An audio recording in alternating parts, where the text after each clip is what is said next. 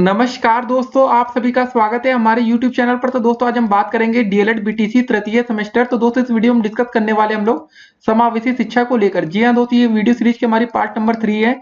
तो दोस्तों जितने भी पेपर की दृष्टि से महत्वपूर्ण प्रश्न है उसको इस वीडियो में हम डिस्कस करने वाले हैं। अगर अभी तक दोस्तों हमारी वीडियो सीरीज के आपने पार्ट 1 और पार्ट 2 ना देखी हो, जी हाँ दोस्तों, पार्ट 1 में हमने बहुविकल्पी प्रश्नों को डिस्कस किया, पार्ट 2 में आपके अति लघु त्रिही प्रश्न है, और दोस्तों आज हम पार्ट 3 में लघु त्रिही प्रश्नों को डिस्कस करेंगे। तो इस वीडियो को दोस्तों आप शुरू से लेकर अंत तक देखिएगा। अगर अभी तक आप लोग हमारे चैनल पर नए हो तो पहले चैनल को सब्सक्राइब कर लीजिए, जिससे आने वाली वीडियो की हर एक नोटिफिकेशन आपको सबसे पहले मिलेगी। और इस वीडियो को अधिक से अधिक अपने दोस्तों को व्हाट्सएप ग्रुप में शेयर भी कर दीजिएगा। तो चलिए दोस्तों वीडियो को शुरू करते हैं। तो दोस्तों चलिए शुरू करते हैं आज के लघु त्रिही प्रश्नों को। और सबसे पहला प्रश्न क्या रहा हमारा कि समावेशी शिक्षा का हमें अर्थ बताना है। तो चलिए दोस्तों समावेशी शिक्षा का अर्थ देखते हैं। तो समावेशी शिक्षा से अभिप्राय है कि छात्रों को सार्थक शिक्षा अनुकूलतम पर्यावरण में उपलब्ध कराई जाए, जिससे वे अपने जीवन को सफल बना सके। यह एक ऐसी शिक्षा पद्धति है जो यह तय करती है कि प्रत्येक छात्र को गुणवत्तापूर्ण शिक्षा मिले, और इसमें योग्यता, शारीरिक अक्षमता, भाषा, संस्कृति, पारिवारिक पृष्ठभूमि तथा उम्र किसी प्रकार का अवरोध पैदा न कर सके। फिर दोस्तों दूसरा क्वेश्चन क्या रहा आज का हमारा अगला प्रश्न कि समावेशी शिक्षा के विकास हेतु क्या कदम उठाए गए हैं। तो चलिए दोस्तों इसको देखते हैं। पहला दोस्तों देखिए, सभी जाति के बच्चों को शिक्षा की हद में लेना होगा। कार्यशील बच्चों को शिक्षा से जोड़ना। सड़कों पर पाए जाने वाले बच्चों को पढ़ने के लिए प्रेरित करना होगा। प्रवासी श्रमिकों के बच्चों को उचित अवसर देना होगा, ठीक है ना। HIV संक्रमित तथा ऐसे सभी प्रकार के शारीरिक या मानसिक रूप से असक्षम बच्चों को भी शिक्षा से जोड़ना होगा।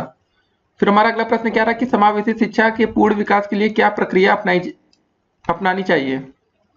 तो दोस्तों देखिए, विद्यालय शिक्षा में समावेशी शिक्षा का अत्यधिक विकास करने के लिए विद्यालय में सुरक्षा, आवास, शौचालय तथा पीने के पानी की समुचित व्यवस्था होनी चाहिए। और साथ ही साथ बच्चों की व्यक्तिगत विशेषताओं को ध्यान में रखते हुए उनकी रचनात्मक क्षमताओं का विकास करना चाहिए।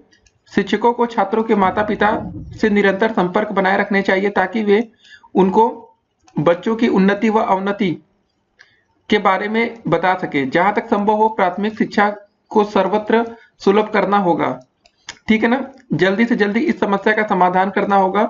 भाषागत समस्याओं को ध्यान में रखकर तज्जनित समस्याओं को त्वरित रूप से दूर करने का प्रयास करना होगा। अतः हमें एक ऐसी शिक्षा प्रणाली की तरफ अग्रसर होना होगा जो प्रत्येक व्यक्ति को आसानी से उपलब्ध हो सके। फिर आज का अगला क्वेश्चन दोस्तों क्या रहा हमारा कि शैक्षिक समावेशन से आप क्या समझते हैं, उद्देश्यों की हमें यहाँ पर चर्चा करना है। देखिए क्वेश्चन डीएलएड 2018 में पूछा भी जा चुका है। यह समावेशी शिक्षा के उद्देश्य में बताना है। तो समावेशी शिक्षा तथा सामान्य शिक्षा के उद्देश्य लगभग समान होते हैं, जैसे देश का विकास, बालकों को उपयुक्त शिक्षा के द्वारा संस्थानों का विकास, नागरिक विकास, समाज का पुनर्गठन तथा व्यवसायिक कार्य कुशलता आदि प्रदान किया जाना चाहिए। इन उद्देश्यों के अतिरिक्त समावेशी शिक्षा के अन्य उद्देश्यों का वर्णन निम्नलिखित है। तो पहला दोस्तों क्या रहा कि शारीरिक अक्षमता वाले बालकों के माता पिता को निपुणता तथा कार्य कुशलताओं के बारे में समझना तथा बालकों के समक्ष आने वाली समस्याओं एवं कमियों का समाधान करना। मतलब दूसरा दोस्तों क्या, शारीरिक विकृत बालकों की विशेष आवश्यकताओं की सर्वप्रथम पहचान करना तथा उनका निर्धारण करना। तीसरा पॉइंट दोस्तों, शारीरिक दोष की स्थिति के बढ़ने से पूर्व ही उसे रोकने के उपाय तथा बालकों के सीखने की समस्याओं को ध्यान में रखते हुए कार्य करने की नवीन विधियां द्वारा प्रशिक्षण देना। चौथा दोस्तों है कि शारीरिक रूप से अक्षमता वाले बालकों का पुनर्वासन किया जाना चाहिए। पांचवा दोस्तों बिंदु है कि शारीरिक रूप से विकृत बालकों की शिक्षण समस्याओं की जानकारी एकत्रित करना तथा सुधार के लिए सामूहिक संगठन की तैयारी करना। आज का अगला क्वेश्चन क्या रहा दोस्तों, समावेशी बालकों में क्या विशेषता होनी चाहिए, इसको देखते हैं। देखिए पहला पॉइंट क्या है, समावेशी बालक शारीरिक, मानसिक तथा सामाजिक तथा भावात्मक रूप से पूर्णतः एक दूसरे से भिन्न होते हैं। समावेशी बालकों के गुण तथा स्वरूप सामान्य बालकों से भिन्न होते हैं। तीसरा पॉइंट, समावेशी बालकों का विकास सामान्य बालकों की अपेक्षा तीव्र गति से होता है। चौथा बिंदु, समावेशी बालकों की समझ की शक्ति अन्य बालकों से भिन्न होती है। पांचवा, एक समावेशी बालक के अधिकतम सामर्थ्य के विकास के लिए उसे विद्यालय की कार्य प्रणाली तथा उसके साथ किए जाने वाले व्यवहार में परिवर्तन की आवश्यकता होती है। फिर दोस्तों आज का अगला क्वेश्चन, समावेशी बालकों के में यहाँ पर प्रकार बताने की कितने प्रकार के होते हैं, ठीक है ना। तो सभी बालक शारीरिक रूप से एक दूसरे से भिन्न होते हैं। कुछ छोटे, कुछ बड़े, कुछ कमजोर तथा कुछ बलवान होते हैं। कुछ बालकों में सीखने की क्षमता अधिक होती है और वे जल्दी सीख जाते हैं, जबकि कुछ ऐसे होते हैं जिन्हें बार बार अभ्यास कराकर सिखाया जाता है तथा इन्हें जो भी पढ़ाया या सिखाया जाता है उसे याद रखने में कठिनाई महसूस करते हैं। जहां बालकों में आपस में अंतर कम होता है तो शारीरिक रूप से लगभग समान होते हैं, मानसिक रूप से वह भी लगभग औसत वर्ग के होते हैं। उनका सामाजिक व्यवहार भी सामाजिक व्यवस्थाओं तथा मान्यताओं का ही परिधि में होता है। इनमें संप्रेषण करने की क्षमता भी सामान्य मात्रा में होती है। वे सामान्य शिक्षा कार्यक्रम के अंतर्गत शिक्षा ग्रहण करने की स्थिति में हो तो ऐसे बालकों को समान बालकों की श्रेणी में रखा जाता है। लेकिन जब वह बच्चा जो अपनी किसी भी शारीरिक अक्षमता, सीखने की अयोग्यता, भावात्मक एवं व्यावहारिक विकार हो, बोलने संबंधी विकार हो, बौद्धिक निम्नता एवं सृजनात्मकता की कमी की अत्यधिक प्रवृत्ति के कारण सामान्य शिक्षा कार्यक्रम के लिए उपयुक्त नहीं होता है तो उन्हें समावेशी बालकों की श्रेणी में रखा जाता है। तो दोस्तों देखिए, ऐसे जो प्रश्न है ना आपके, ये दोस्तों आपके 2 नंबर के पेपर में आते हैं, लघु उत्तरीय प्रश्न, आपको बहुत अच्छे से पता है। तो बस आप ज्यादा नहीं लिखेंगे कि नहीं तो आपका समय ज्यादा बेकार होगा। अब अगला प्रश्न देखते हैं। ठीक है, जितना हो सके दोस्तों आप बनाकर देखिए। बिल्कुल ये नहीं होता कि आप किताब को याद कर लीजिए। जी हाँ दोस्तों, कुछ अपने शब्दों में और कुछ किताबी शब्दों में लिखेंगे तो डेफिनेटली आप पूरे अंक पाएंगे। अगला प्रश्न क्या रहा हमारा, राष्ट्रीय अनुसंधान एवं प्रशिक्षण परिषद ने समावेशी बच्चों के लिए क्या प्रावधान प्रयुक्त किया, इसको बताना है। सन 1978 ईस्वी में राष्ट्रीय अनुसंधान परिषद ने समावेशी बालकों के लिए कुछ प्रावधान प्रयुक्त किए जो दोस्तों निम्नलिखित हैं। पहला, समावेशी तथा समान बालकों को एक ही कक्षा में प्रवेश मिलेगा। आवश्यकता के अनुसार विकृत बालकों का विशिष्ट कक्षा में प्रवेश। शिक्षा कार्यों के लिए संसाधन उपलब्ध कराना। विकृत बालकों के लिए पुनर्वास सुविधा देना। समान पाठ्यक्रम लेना तथा आवश्यकता अनुसार विकृत बालकों के पाठ्यक्रम में परिवर्तन करना। छठा दोस्तों, पाठ्यक्रम में प्रयोग निर्धारण के लिए शिक्षण विधियों एवं सामग्री का प्रयोग तथा समायोजन करना। सातवां बिंदु, शिक्षण में आवश्यकता अनुसार सहायक उपकरण तथा सामग्री का उपयोग करना। फिर हमारा अगला प्रश्न क्या रहा कि विद्यालय में समावेशी शिक्षा प्रदान किए जाने में सहायक अध्यापक की मतलब क्या भूमिका, ये आपको बताना है। 2017 में क्वेश्चन आ चुका है। तो अधिकांश बाधित बालक विद्यालय तथा समाज में बिना पहचाने रह जाते हैं, चाहे वे स्कूल जाते हैं अथवा नहीं। इनके मतलब इसके परिणाम स्वरूप वे अपनी कार्य क्षमताओं तथा प्रतिभाओं का पूर्ण रूप से विकास नहीं कर पाते हैं। अतः ऐसे बालकों के लिए ऐसे अध्यापकों की आवश्यकता होती है कि वे बाधित बालकों की पहचान कर सके। ये बालकों के व्यवहार द्वारा उन्हें आसानी से पहचान लेते हैं। इस प्रकार के बालकों को चिकित्सीय तथा मनोवैज्ञानिक सहायता दिलाने का प्रयास करना चाहिए। पिछड़े हुए क्षेत्र तथा गांवों में मनोवैज्ञानिक उपलब्ध नहीं होते हैं। ऐसी स्थिति में शिक्षा अधिकारियों को समावेशी बालकों के लिए चिकित्सीय तथा मनोवैज्ञानिक निर्धारण करने में कठिनाइयों का सामना करना पड़ता है। ऐसी स्थिति में अध्यापक क्रियात्मक सृजनात्मक निर्धारण कर सकता है और इस आधार पर इस निष्कर्ष पर पहुंच सकता है कि बालक क्या कर सकता है और क्या नहीं कर सकता है। ठीक है दोस्तों, तो आप ऐसे ही बनाकर बढ़िया से आप लिख सकते हैं, 2 नंबर आपको मिलेंगे। फिर अगला प्रश्न हम देखते हैं कि समावेशी बालकों के लिए चलाई जा रही कार्य योजनाओं एवं नीतियों के बारे में दोस्तों आपको बताना है। चलिए दोस्तों सीधे पॉइंट पर आते हैं हम। समावेशी बालकों की योग्यता और अधिक जागृत करने के लिए दोस्तों निःशुल्क व उपयुक्त शिक्षा की व्यवस्था की जाए। दूसरा, बाधित बालकों तथा सामान्य बालकों की शिक्षा का स्वरूप एक समान रखा जाए। अपंग बालकों को भी सामान्य बालकों के साथ ही शिक्षा प्रदान की जाए। दृष्टि बाधित, वाणी बाधित तथा श्रवण बाधित बालकों को जहां तक संभव हो समान बालकों के साथ ही शिक्षा दी जाए। 5वां पॉइंट दोस्तों, भावात्मक रूप से विकृत तथा प्रतिभाशाली सृजनात्मक बालकों को भी सामान्य बालकों की शिक्षा संस्था में प्रवेश दिया जाए।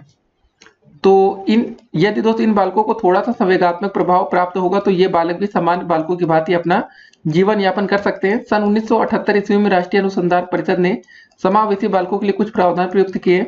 तो दोस्तों अभी जो हमने देखा था कि समावेशी तथा सामान्य बालकों को एक ही कक्षा में प्रवेश, आवश्यकता के अनुसार विकृत बालकों का विशिष्ट कक्षा में प्रवेश, शिक्षा कार्यों के लिए संसाधन उपलब्ध कराना, विकृत बालकों के लिए पुनर्वास सुविधा देना, समान पाठ्यक्रम लेना तथा आवश्यकता अनुसार विकृत बालकों के पाठ्यक्रम में परिवर्तन करना। ठीक है ना दोस्तों, इसको भी हमने देखा था।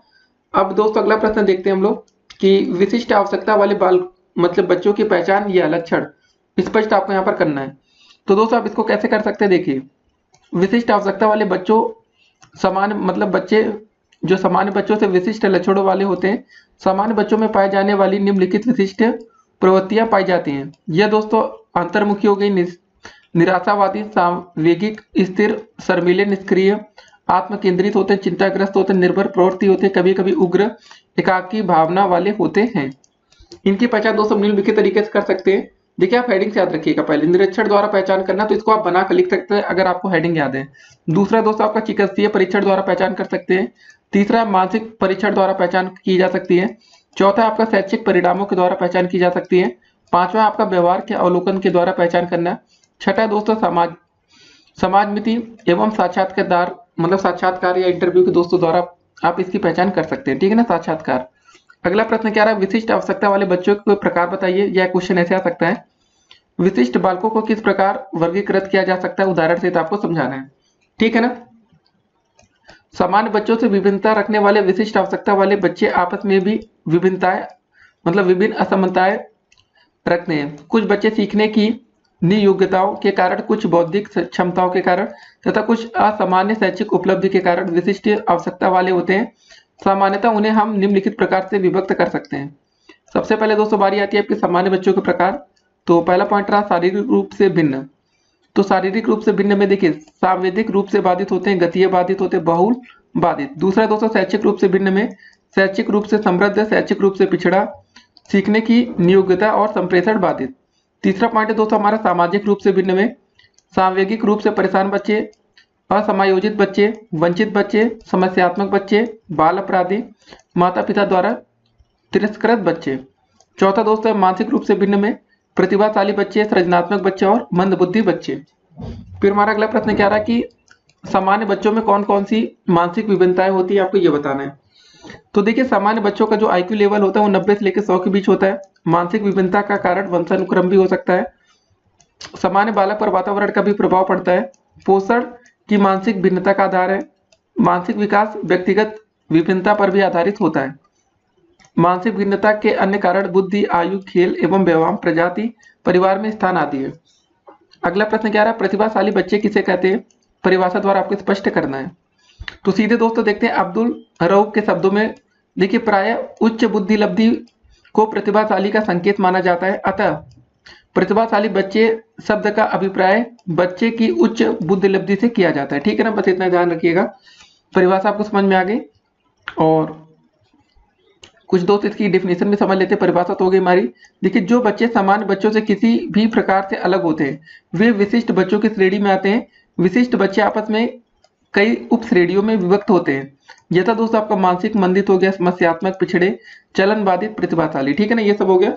अब दोस्तों देखिए इसकी हमने परिभाषा भी देख ली। अगला क्वेश्चन है कि प्रतिभाशाली बच्चों की पहचान कैसे की जाती है, अब इसको देखते हैं।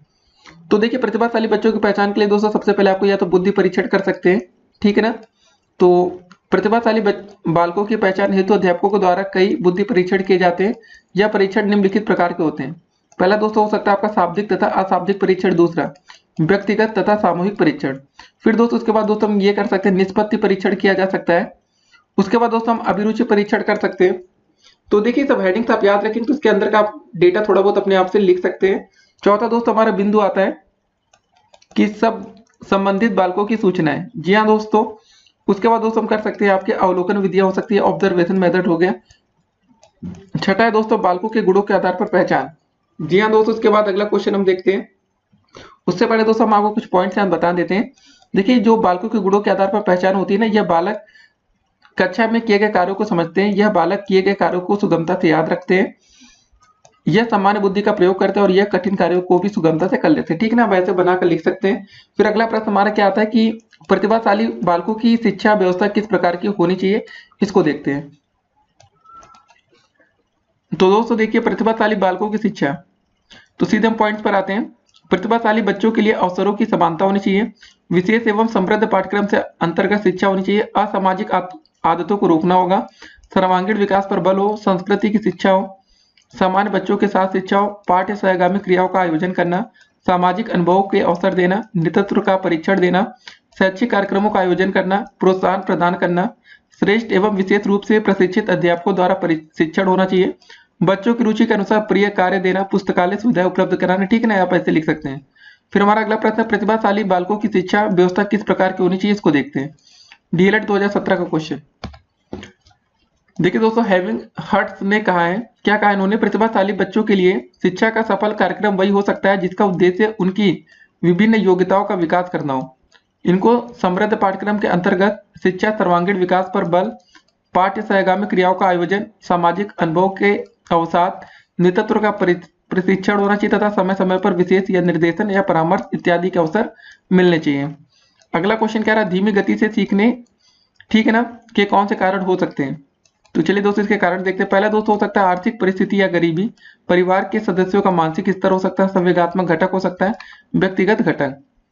अब देखिए धीमी गति से सीखने वाले बच्चों की समस्याएं कौन कौन सी होती हैं। पहला दोस्तों आपका ज्ञानात्मक अधिगम समस्याएं, भाषा एवं वाणी की समस्याएं, श्रवण प्रत्यक्षीकरण की समस्या, दृष्टि एवं व्यवहारिक समस्याएं, सामाजिक एवं संवेगात्मक समस्याएं। अगला प्रश्न क्या रहा, अपवंचित बालक से आप क्या समझते हैं, इसको आपको बताना है। तो इसका चलिए पहले हम अर्थ देखते हैं। जन्म के उपरांत ही बालक निरंतर विकसित होता है। यह विकास वंशानुक्रम के प्रभाव के अंतर्गत वातावरण के आधार पर होता है। वातावरण का गुणात्मक प्रभाव बालक के विकास में सहायक होता है।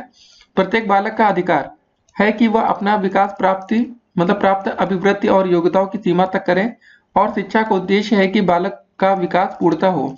कुछ बालक ऐसे होते हैं जो सुविधाओं के क्षेत्र में सामान्य बालक से कम होते हैं। देखिए एक बात और समझ लीजिए, जिस बालक को अपनी प्रगति हेतु अपने समाज में न्यूनतम सुविधाएं भी प्राप्त नहीं होती है, वह सामाजिक दृष्टि से सुविधा वंचित बालक कहलाएगा। अगला क्वेश्चन क्या है, सुविधा वंचित बालकों का आकलन हम किस प्रकार करेंगे, इसको देखिए। सबसे पहले दोस्तों हम पारिवारिक दृष्टि से करेंगे, दूसरा है बालकों की व्यक्तिगत कमियों की दृष्टि से, फिर दोस्तों उनके परिवार के सदस्यों की सामाजिक स्थिति के दृष्टि से। अब दोस्तों बात होगी पारिवारिक दृष्टि से क्या है, जिन बच्चों को अन्य बालकों की तुलना में, पहला दोस्तों पॉइंट है आपका पारिवारिक प्रेम हो गया, दूसरा है दोस्तों उनकी जिज्ञासाओं का उत्तर, तीसरा पॉइंट है किसी भी प्रकार की कठिनाई को दूर करने हेतु उचित सहायता, चौथा दोस्तों है अपने दृष्टिकोण को व्यक्त करने की स्वतंत्रता, पांचवा है कि पढ़ने लिखने के लिए उचित वातावरण, छठा है अच्छे कार्यों के लिए प्रोत्साहन आदि कम मिल पाते हैं, वे सुविधा वंचित हैं। अगला क्वेश्चन क्या रहा हमारा, सामाजिक रूप से वंचित बालक कौन से, इसको देखिए। तो सीधे दोस्तों पॉइंट्स पर आते हैं। पहला दोस्तों सामाजिक रूप से निम्न मतलब जाति, वर्ग या धर्म के आधार पर होता है। दूसरा दोस्तों सांस्कृतिक स्तर से निम्न होते हैं, घर का बिगड़ा माहौल व सुविधाओं का अभाव होता है, पड़ोस व सभी साथियों का दुष्प्रभाव होता है, संवेगात्मक रूप से अस्थिर। अगला प्रश्न क्या रहा हमारा, आर्थिक रूप से वंचित बालक कौन से, इसको देखिए। पहला दोस्तों गरीबी व आर्थिक असमानता के कारण आर्थिक रूप से निम्न होते हैं, परिवार में खाने व रहने का अभाव होता है, विद्यालय जाने में असमर्थ व विद्यालय की फीस न दे पाना, धन के अभाव में उच्च आकांक्षा रखने वाले।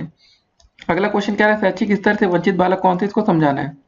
ठीक ना, पहला दोस्तों पॉइंट है निम्न शैक्षिक उपलब्धि होती है, दूसरा अंतर्मुखी व संवेगात्मक रूप से अस्थिर होते हैं, तीसरा बिंदु आत्म प्रेम व प्रदर्शन की भावना प्रबल होती है, चौथा समस्या का समाधान नहीं कर पाते हैं, पांचवा असुरक्षा की भावना से पीड़ित तथा विद्यालय में समायोजित नहीं होते हैं। फिर अगला क्वेश्चन हमारा क्या रहा, पिछड़े बालक पर संक्षिप्त टिप्पणी आपको लिखना है। पिछड़े बालक, जो छात्र निश्चित समय में निश्चित ज्ञान की प्राप्ति करने में असफल रहते हैं और सामान्य छात्रों से पीछे रहते हैं, इन्हें हम पिछड़े बालक के नाम से पुकारते हैं। अब बात आती है पिछड़ा हुआ या बैकवर्ड कौन है। पिछड़े का शाब्दिक अर्थ होता है अपने कार्य में अपने सामान्य साथियों से पीछे रह जाना, परंतु शिक्षा के संबंध में इसका अर्थ है कि छात्र जब अपनी आयु के अनुरूप कक्षा में ना होकर उससे पीछे रहता है तो उसे हम पिछड़ा हुआ बालक कहते हैं, चाहे वह अपनी कक्षा में कितना ही होशियार क्यों ना हो। इस दृष्टि से एक 10 वर्षीय बालक यदि तीसरी कक्षा में पढ़ता है तो हम उसे पिछड़ा हुआ कहेंगे, भले ही वह अपनी कक्षा में सबसे होशियार क्यों ना हो।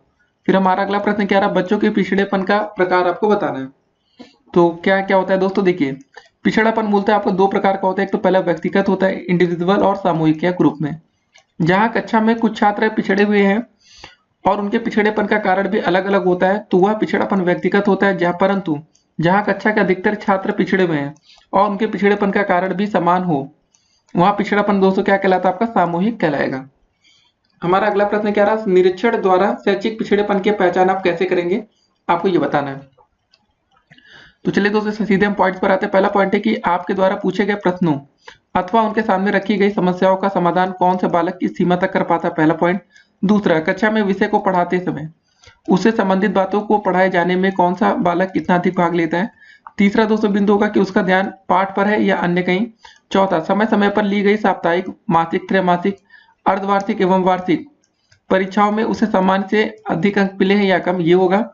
पांचवा दोस्तों बिंदु होगा कि कक्षा में किसी बात का उत्तर देने के लिए उत्साहित होता है या नहीं होता।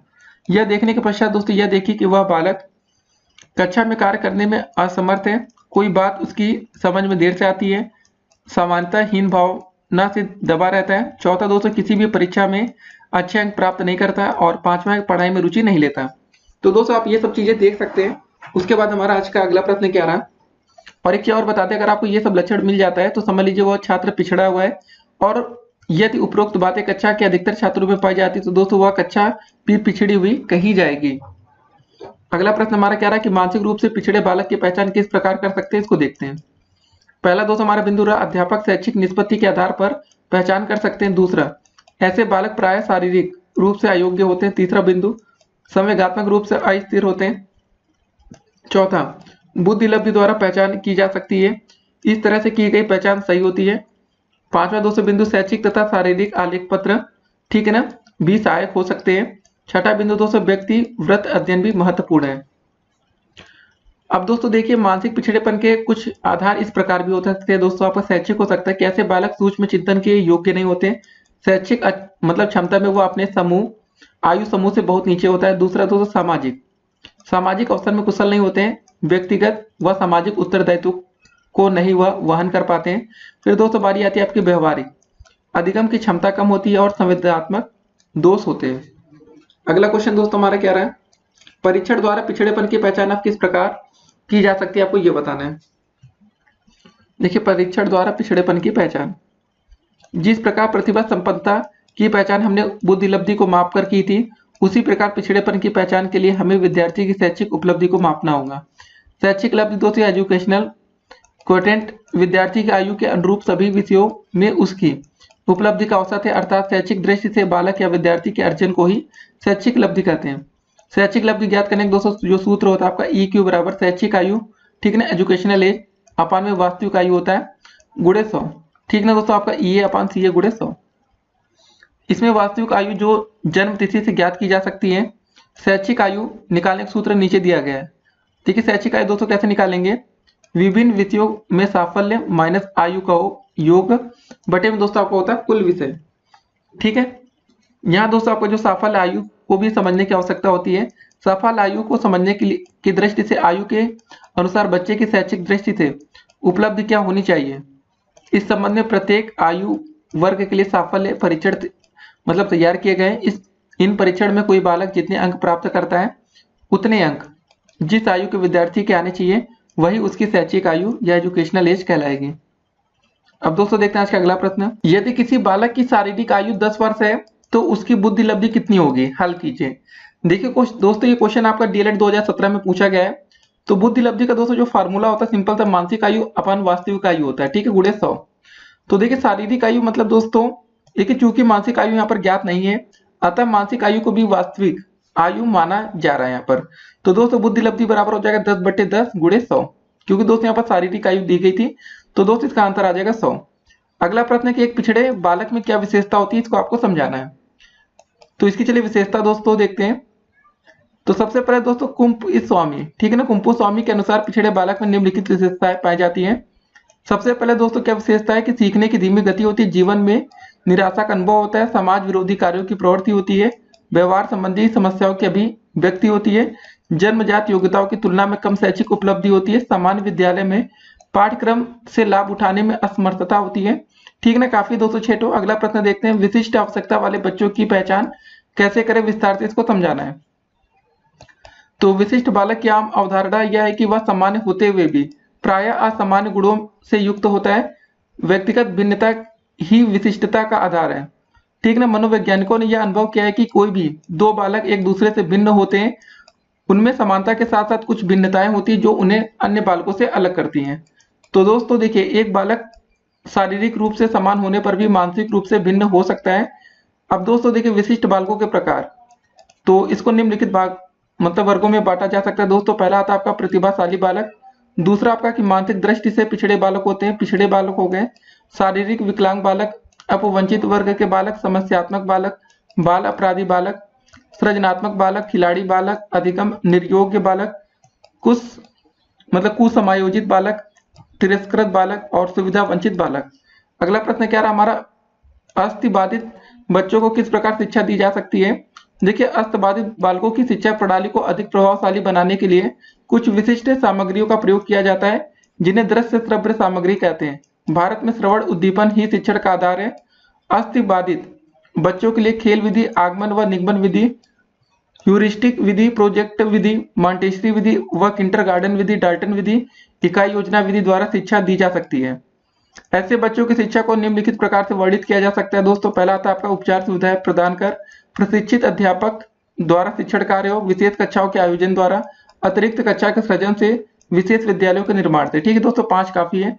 फिर अगला प्रश्न देखते हैं, अस्थिबाधित बालकों की समस्या बताइए तथा इनकी व्यवस्था कैसी होनी चाहिए। या दोस्तों क्वेश्चन ऐसे आ सकता है कि शारीरिक अक्षमता या विकलांगता को आपको परिभाषित करना है। तो चलिए दोस्तों इसका आंसर देखते हैं कि ये क्वेश्चन आपको 2 बार पूछा गया है। ठीक है ना। अस्थिबाधित बच्चे ऐसे बच्चे होते हैं जिनकी अस्थियां या अस्थियों के जोड़ अथवा शरीर में विभिन्न मांसपेशियां सुचारू रूप से कार्य नहीं कर पाती हैं। उनका कार्य करने की मात्रा इतनी कम होती है कि उन्हें कृत्रिम रूप से हाथ या पैर की आवश्यकता पड़ती है। कुछ बच्चे मस्तिष्क के ठीक प्रकार के कार्य न करने के कारण शारीरिक हाथ पैर से कार्य करने में कठिनाई का अनुभव करते हैं। हम अस्थिबाधितों के संबंध में निम्नलिखित परिभाषा से जान सकते हैं। देखिए, अस्थिबाधित बच्चे वे बच्चे होते हैं जिनकी एक या एक से अधिक हड्डियों में घोष आ गया हो या क्षतिग्रस्त हो गई हो, जिससे 2 सामान्य बच्चों की भांति शारीरिक अभ्यास करने में असमर्थ हो गया हो।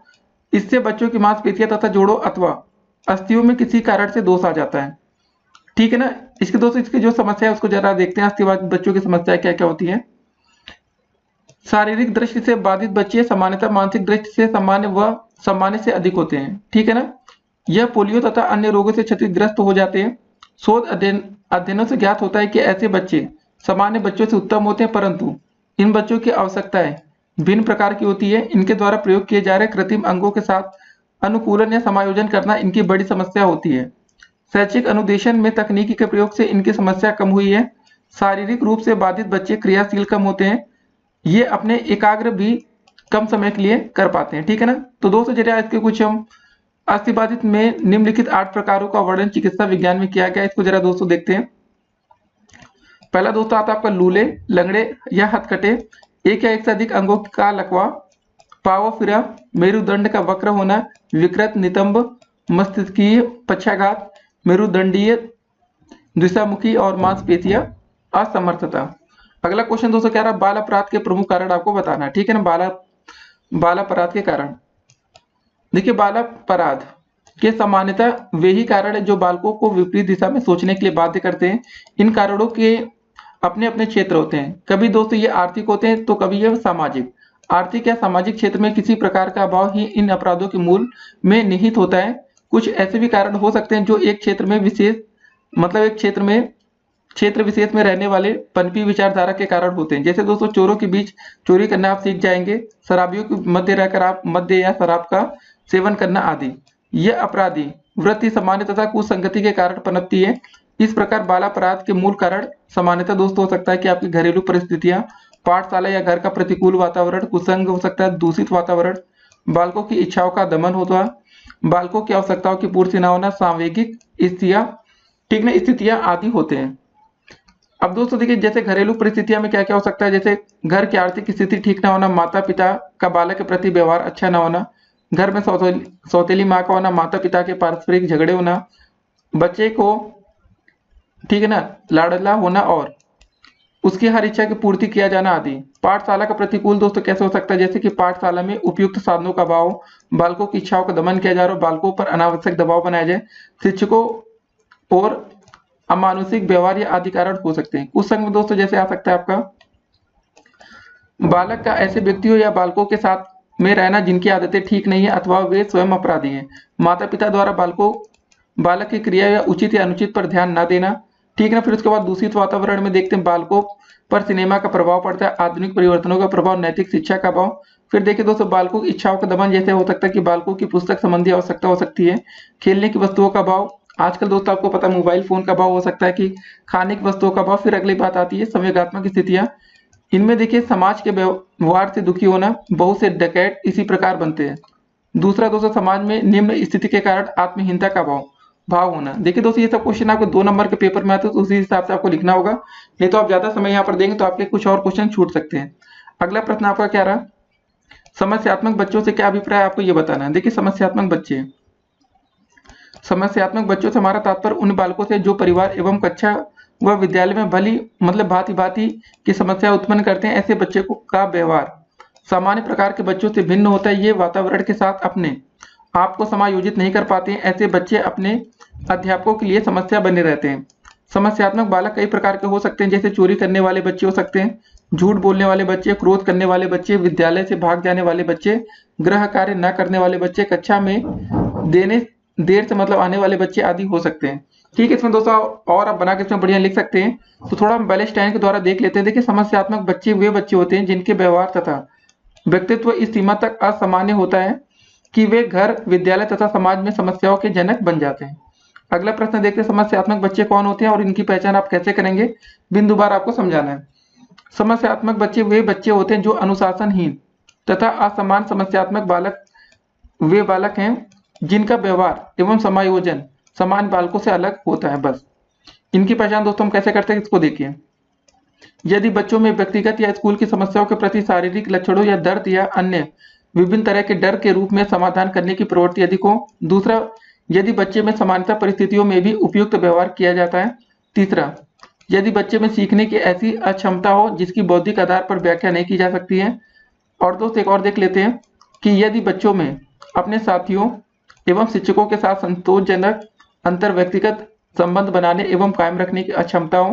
पांचवा दोस्त, यदि बच्चों में सामान्यतः दुख या उदासी की प्रधानता रहती हो। अब इनकी हम पहचान कैसे करेंगे, देखिए। निरीक्षण विधि का प्रयोग करके, साक्षात्कार द्वारा, अभिभावकों, शिक्षकों तथा मित्रों से वार्तालाप करके, कथात्मक अभिलेख, संचयी अभिलेख के द्वारा और मनोवैज्ञानिक परीक्षणों के द्वारा। अगला प्रश्न क्या रहा कि धीमी गति से सीखने वाले बच्चों की विशेषता आपको बतानी है। तो चलिए इनकी विशेषता हम देखते हैं।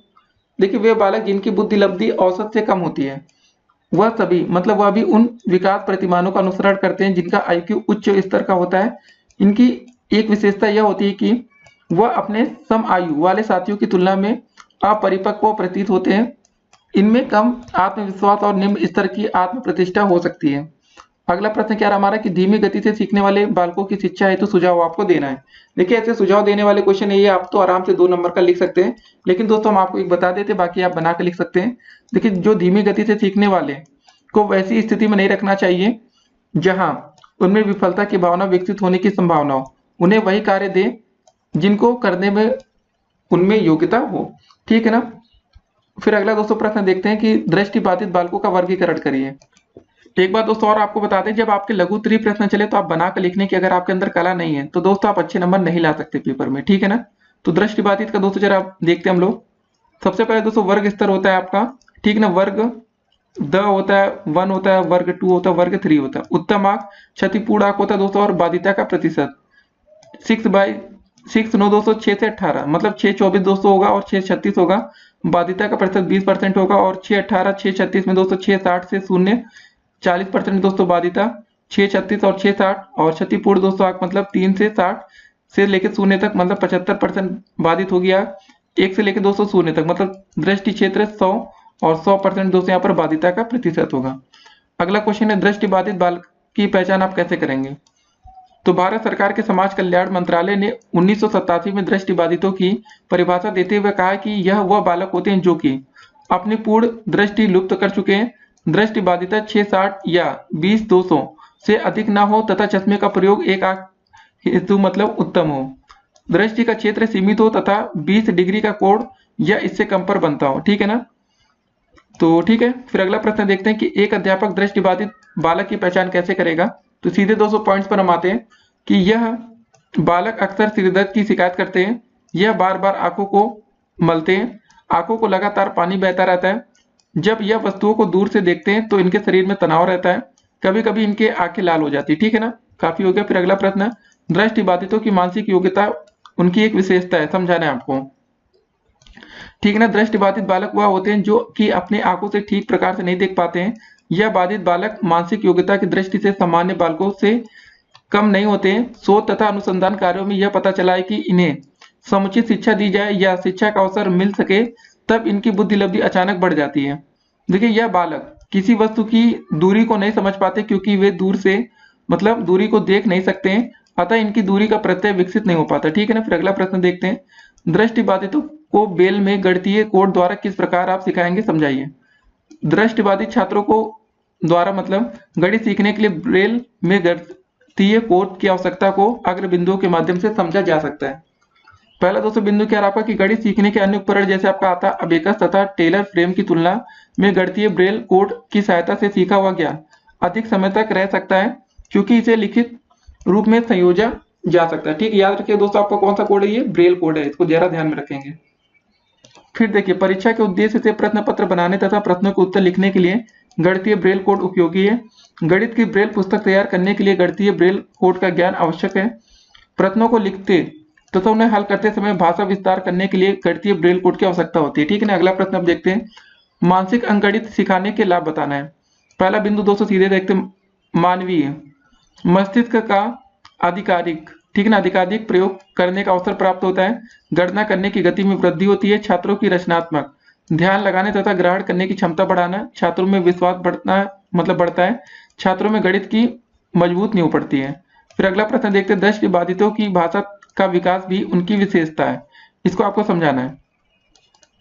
तो दृष्टिबाधित बालक भाषा दोषी नहीं होते, यह ठीक प्रकार से सुन तथा बोल सकते हैं। यह सुनना तथा बोलना भी भाषा के प्रमुख कौशल होते हैं। मुख्य रूप से भाषा को ही संप्रेषण का माध्यम माना जाता है, परंतु अंधे बालकों का सीखने का तरीका अन्य बालकों से पूर्णतः भिन्न है, क्योंकि सामान्य बालक देखकर सीखते तथा दृष्टिबाधित बालक इस प्रकार के अनुभवों से वंचित रहते हैं। यह सिर्फ शब्दों से ही अपने विचारों को व्यक्त कर पाते हैं, न कि इंद्रियों के माध्यम से। दृष्टिबाधित बालक सुनकर ही शब्दों का चयन करते हैं, क्योंकि इनकी दृष्टि इंद्रिय क्रियाशील नहीं होती है। ठीक है ना दोस्तों, बाकी बना के लिख दीजिएगा आप लोग। अगला प्रश्न है, वाक दोष कितने प्रकार के होते हैं, इसकी आपको व्याख्या करनी है। ठीक है, तो दोस्तों वाक दोष आपके निम्न प्रकार के होते हैं। पहला दोष आपका आता है कि प्रक्रियात्मक उच्चारणात्मक दोष। ठीक है, तो यह बालक वह होते हैं जो कि शब्द उच्चारण दोष से ग्रसित होते हैं। यह दोष ऐसा होता है कि जिसमें बालक शब्द का एक अक्षर बोलते हैं तथा दूसरा भूल जाते हैं। जैसे दोस्तों कौवा को सिर्फ कौ कह देते हैं। कभी कभी दोस्तों यह बालक एक ध्वनि के बाद दूसरी ध्वनि गलत बोलते हैं। जैसे दोस्तों कौवा को कहते हैं कि तौवा, ठीक है ना, तौवा कर दें कौवा को तौवा। तो कभी कभी दोस्तों यह ध्वनि को टेढ़ा करके बोलते हैं। यह प्रक्रियात्मक उच्चारणात्मक दोष है। प्रक्रियात्मक उच्चारणात्मक दोष के निम्नलिखित दो मुख्य कारण है। पहला दोस्तों आपका आता त्रुटिपूर्ण अधिगम, दूसरा आता आपका अंगीय दोष। फिर दोस्तों उसके बाद दूसरा नंबर हम देखते हैं हकलाना। जी हाँ दोस्तों, हमारा क्वेश्चन ये था वाक दोष के कारण। हकलाना दोस्तों आप इसको बना के लिख सकते हैं। देखिए हकलाना एक वाणी दोष है, परंतु 1000 बालकों में से सिर्फ 8 से 10 बालक ही इस समस्या से पीड़ित होते हैं।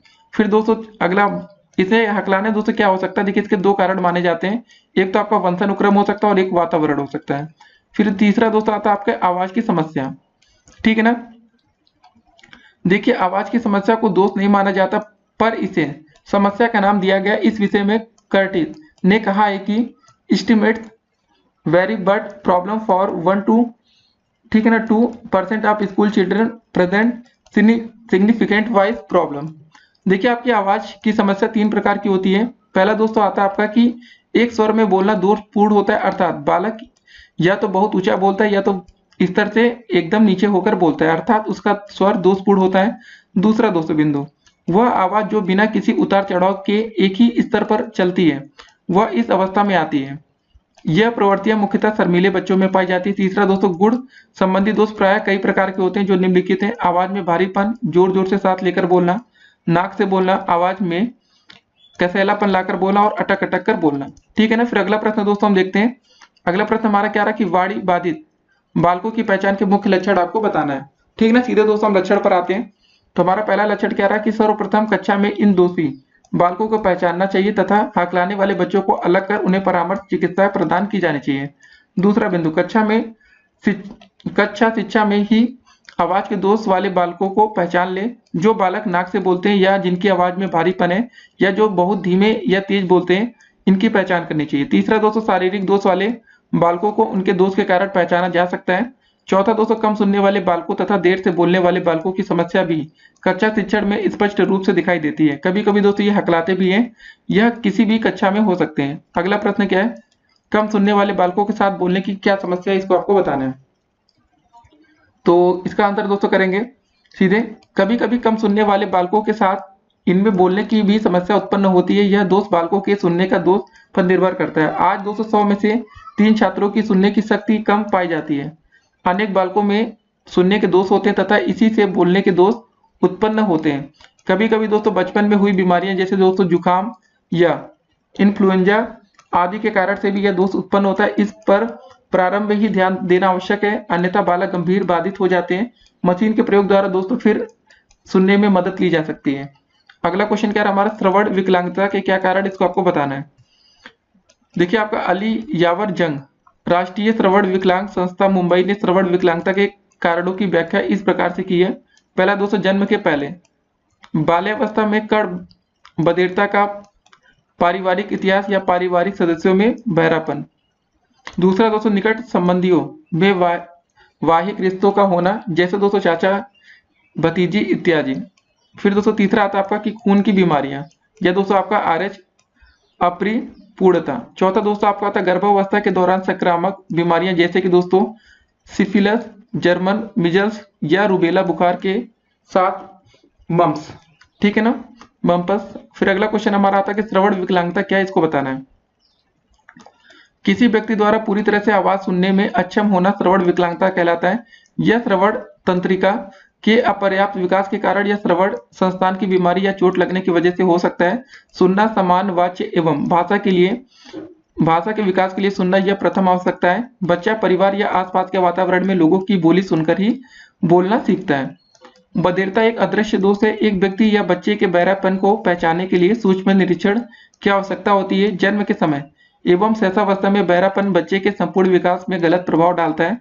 यह प्रभाव विकलांगता की प्रभाव भिन्नता या प्रारंभिक आयु, स्वरूप और श्रेणी पर निर्भर है। अगला क्वेश्चन क्या रहा है, श्रवण विकलांगता के आपको प्रकार बताने हैं। तो चलिए दोस्तों सीधे हम प्रकार बताते हैं, बाकी आप थोड़ा बहुत बना के लिख देंगे पेपर में तो अच्छे नंबर पाएंगे। पहला दोस्तों आपका आता है चालकीय श्रवण दोष आता है। देखिए आपका यह मध्य कर्ण एवं कान के बाहरी हिस्से में खराबी के कारण होता है। दूसरा दोस्तों आपका आता है कि संवेदनिक श्रवण दोष, यह आपका कान के अंदरून, ठीक ना, अंदरूनी हिस्सों में यह श्रवण स्नायु में चोट लगने या बीमारी के कारण होता है।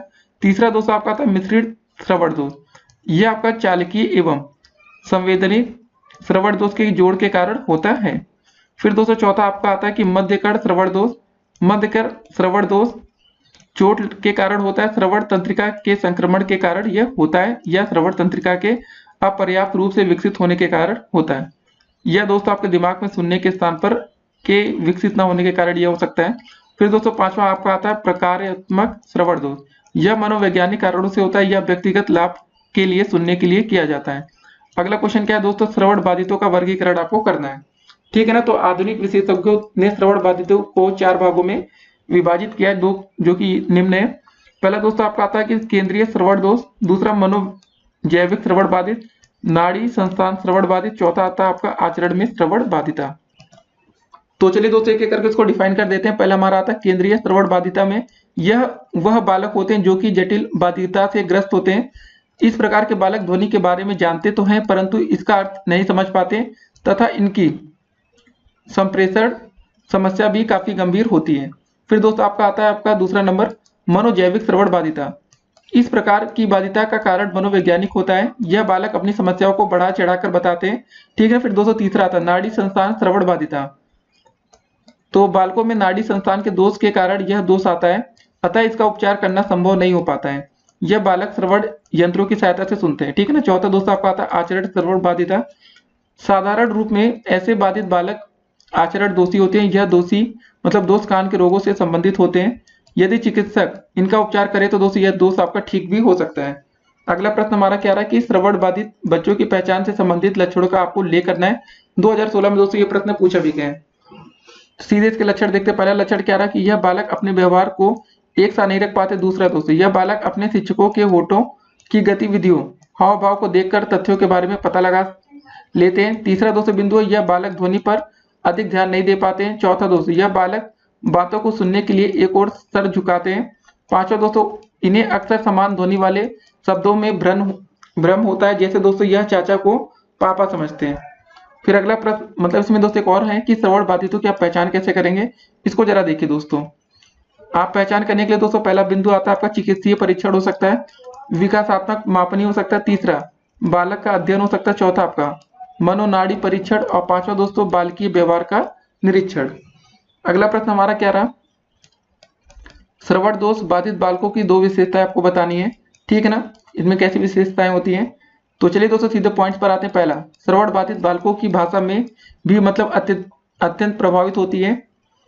इनको प्रशिक्षण के द्वारा उचित शिक्षा प्रदान की जाती है। गंभीर बाधितों में यह सबसे बड़ी कठिनाई होती है कि वह बालक सामान्य विकास नहीं कर पाते हैं। चौथा दोस्तों, यह भाषा का कम प्रयोग करते हैं। पांचवा, इनके गहन प्रशिक्षण के द्वारा भाषा का समान विकास हो पाता है।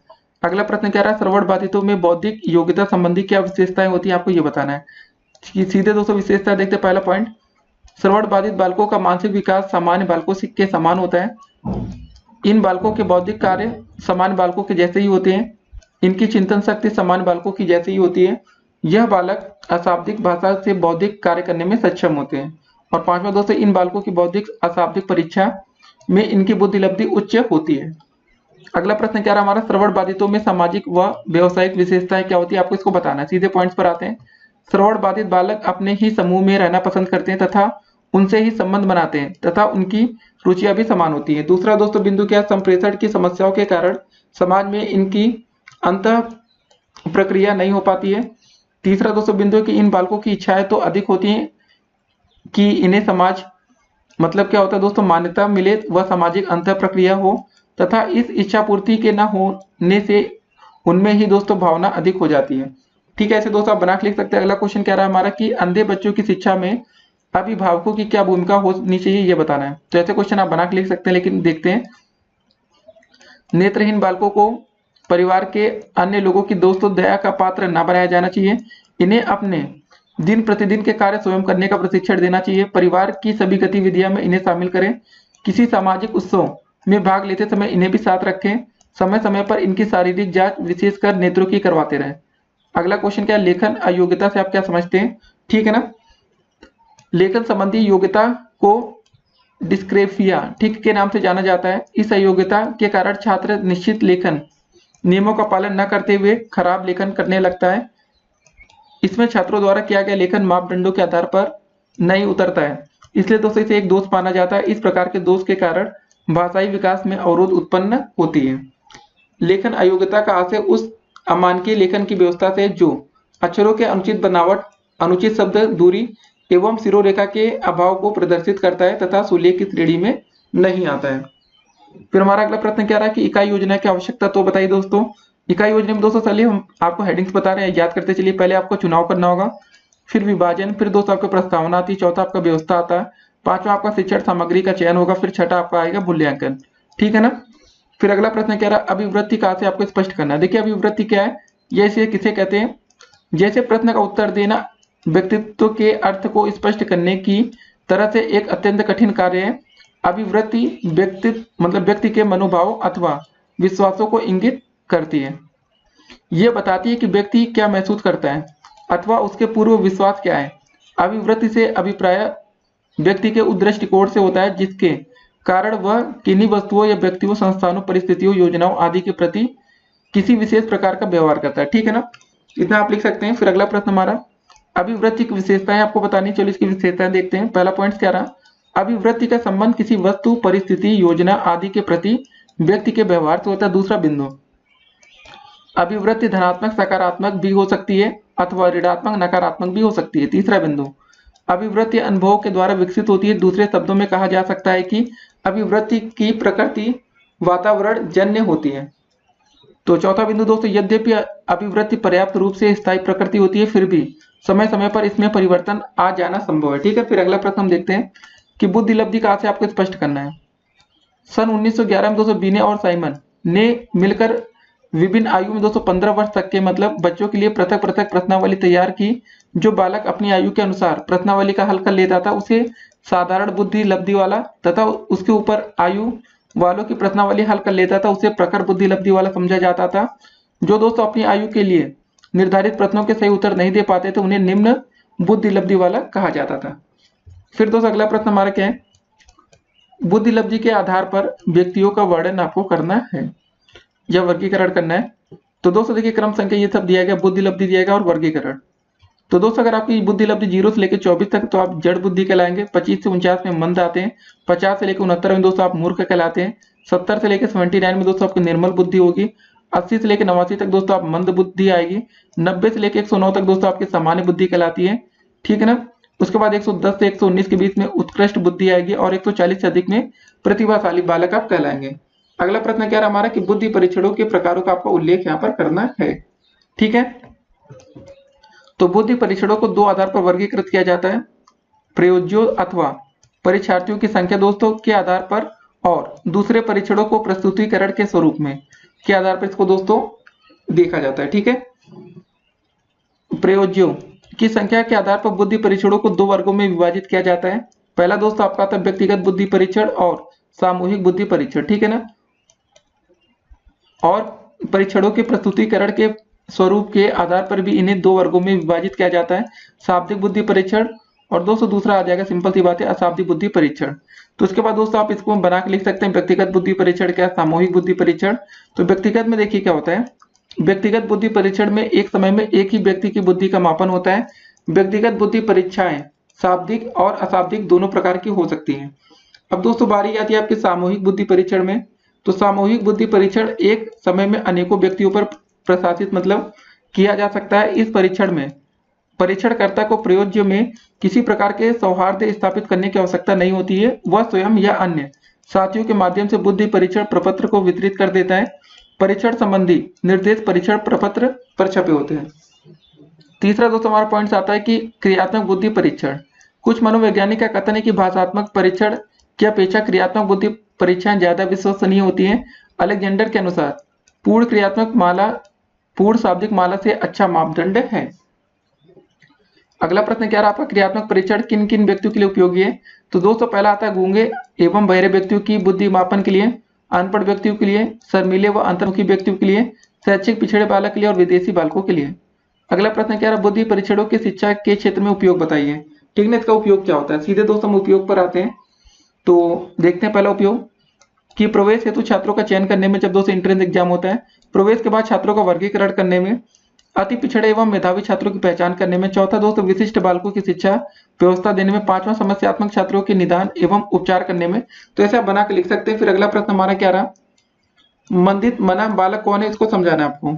देखिए साधारण रूप से जिन बालकों की बुद्धि लब्धि 60 से कम होती है उन्हें अल्प मानसिकता न्यूनता ग्रंथियों की श्रेणी में रखते हैं, किंतु इस श्रेणी में हम यहाँ सामान्य से नीचे बुद्धि वाले को भी गणना करते हैं। इसमें आपके दोस्तों जड़ मूढ़ एवं मूर्ख व्यक्ति मतलब मूर्ख बुद्धि आती है। मंदित माना बालकों का समायोजन प्रतिभाशाली व साधारण बालकों की अपेक्षा कठिन व भिन्न है। इनके प्रति व्यवहार सहानुभूतिपूर्ण व धैर्यपूर्ण हमारा होना चाहिए। फिर बारी दोस्तों आती है कि मंद बुद्धि बालकों की विशेषताएं आपको बतानी है। तो मनोवैज्ञानिक ने मानस मंद बुद्धि बालकों की अनेक विशेषताओं का वर्णन किया, जिनमें से दोस्तों कुछ प्रमुख विशेषताएं आपके सामने निम्न रही। पहले दोस्तों आपकी आती है मानसिक विशेषताएं।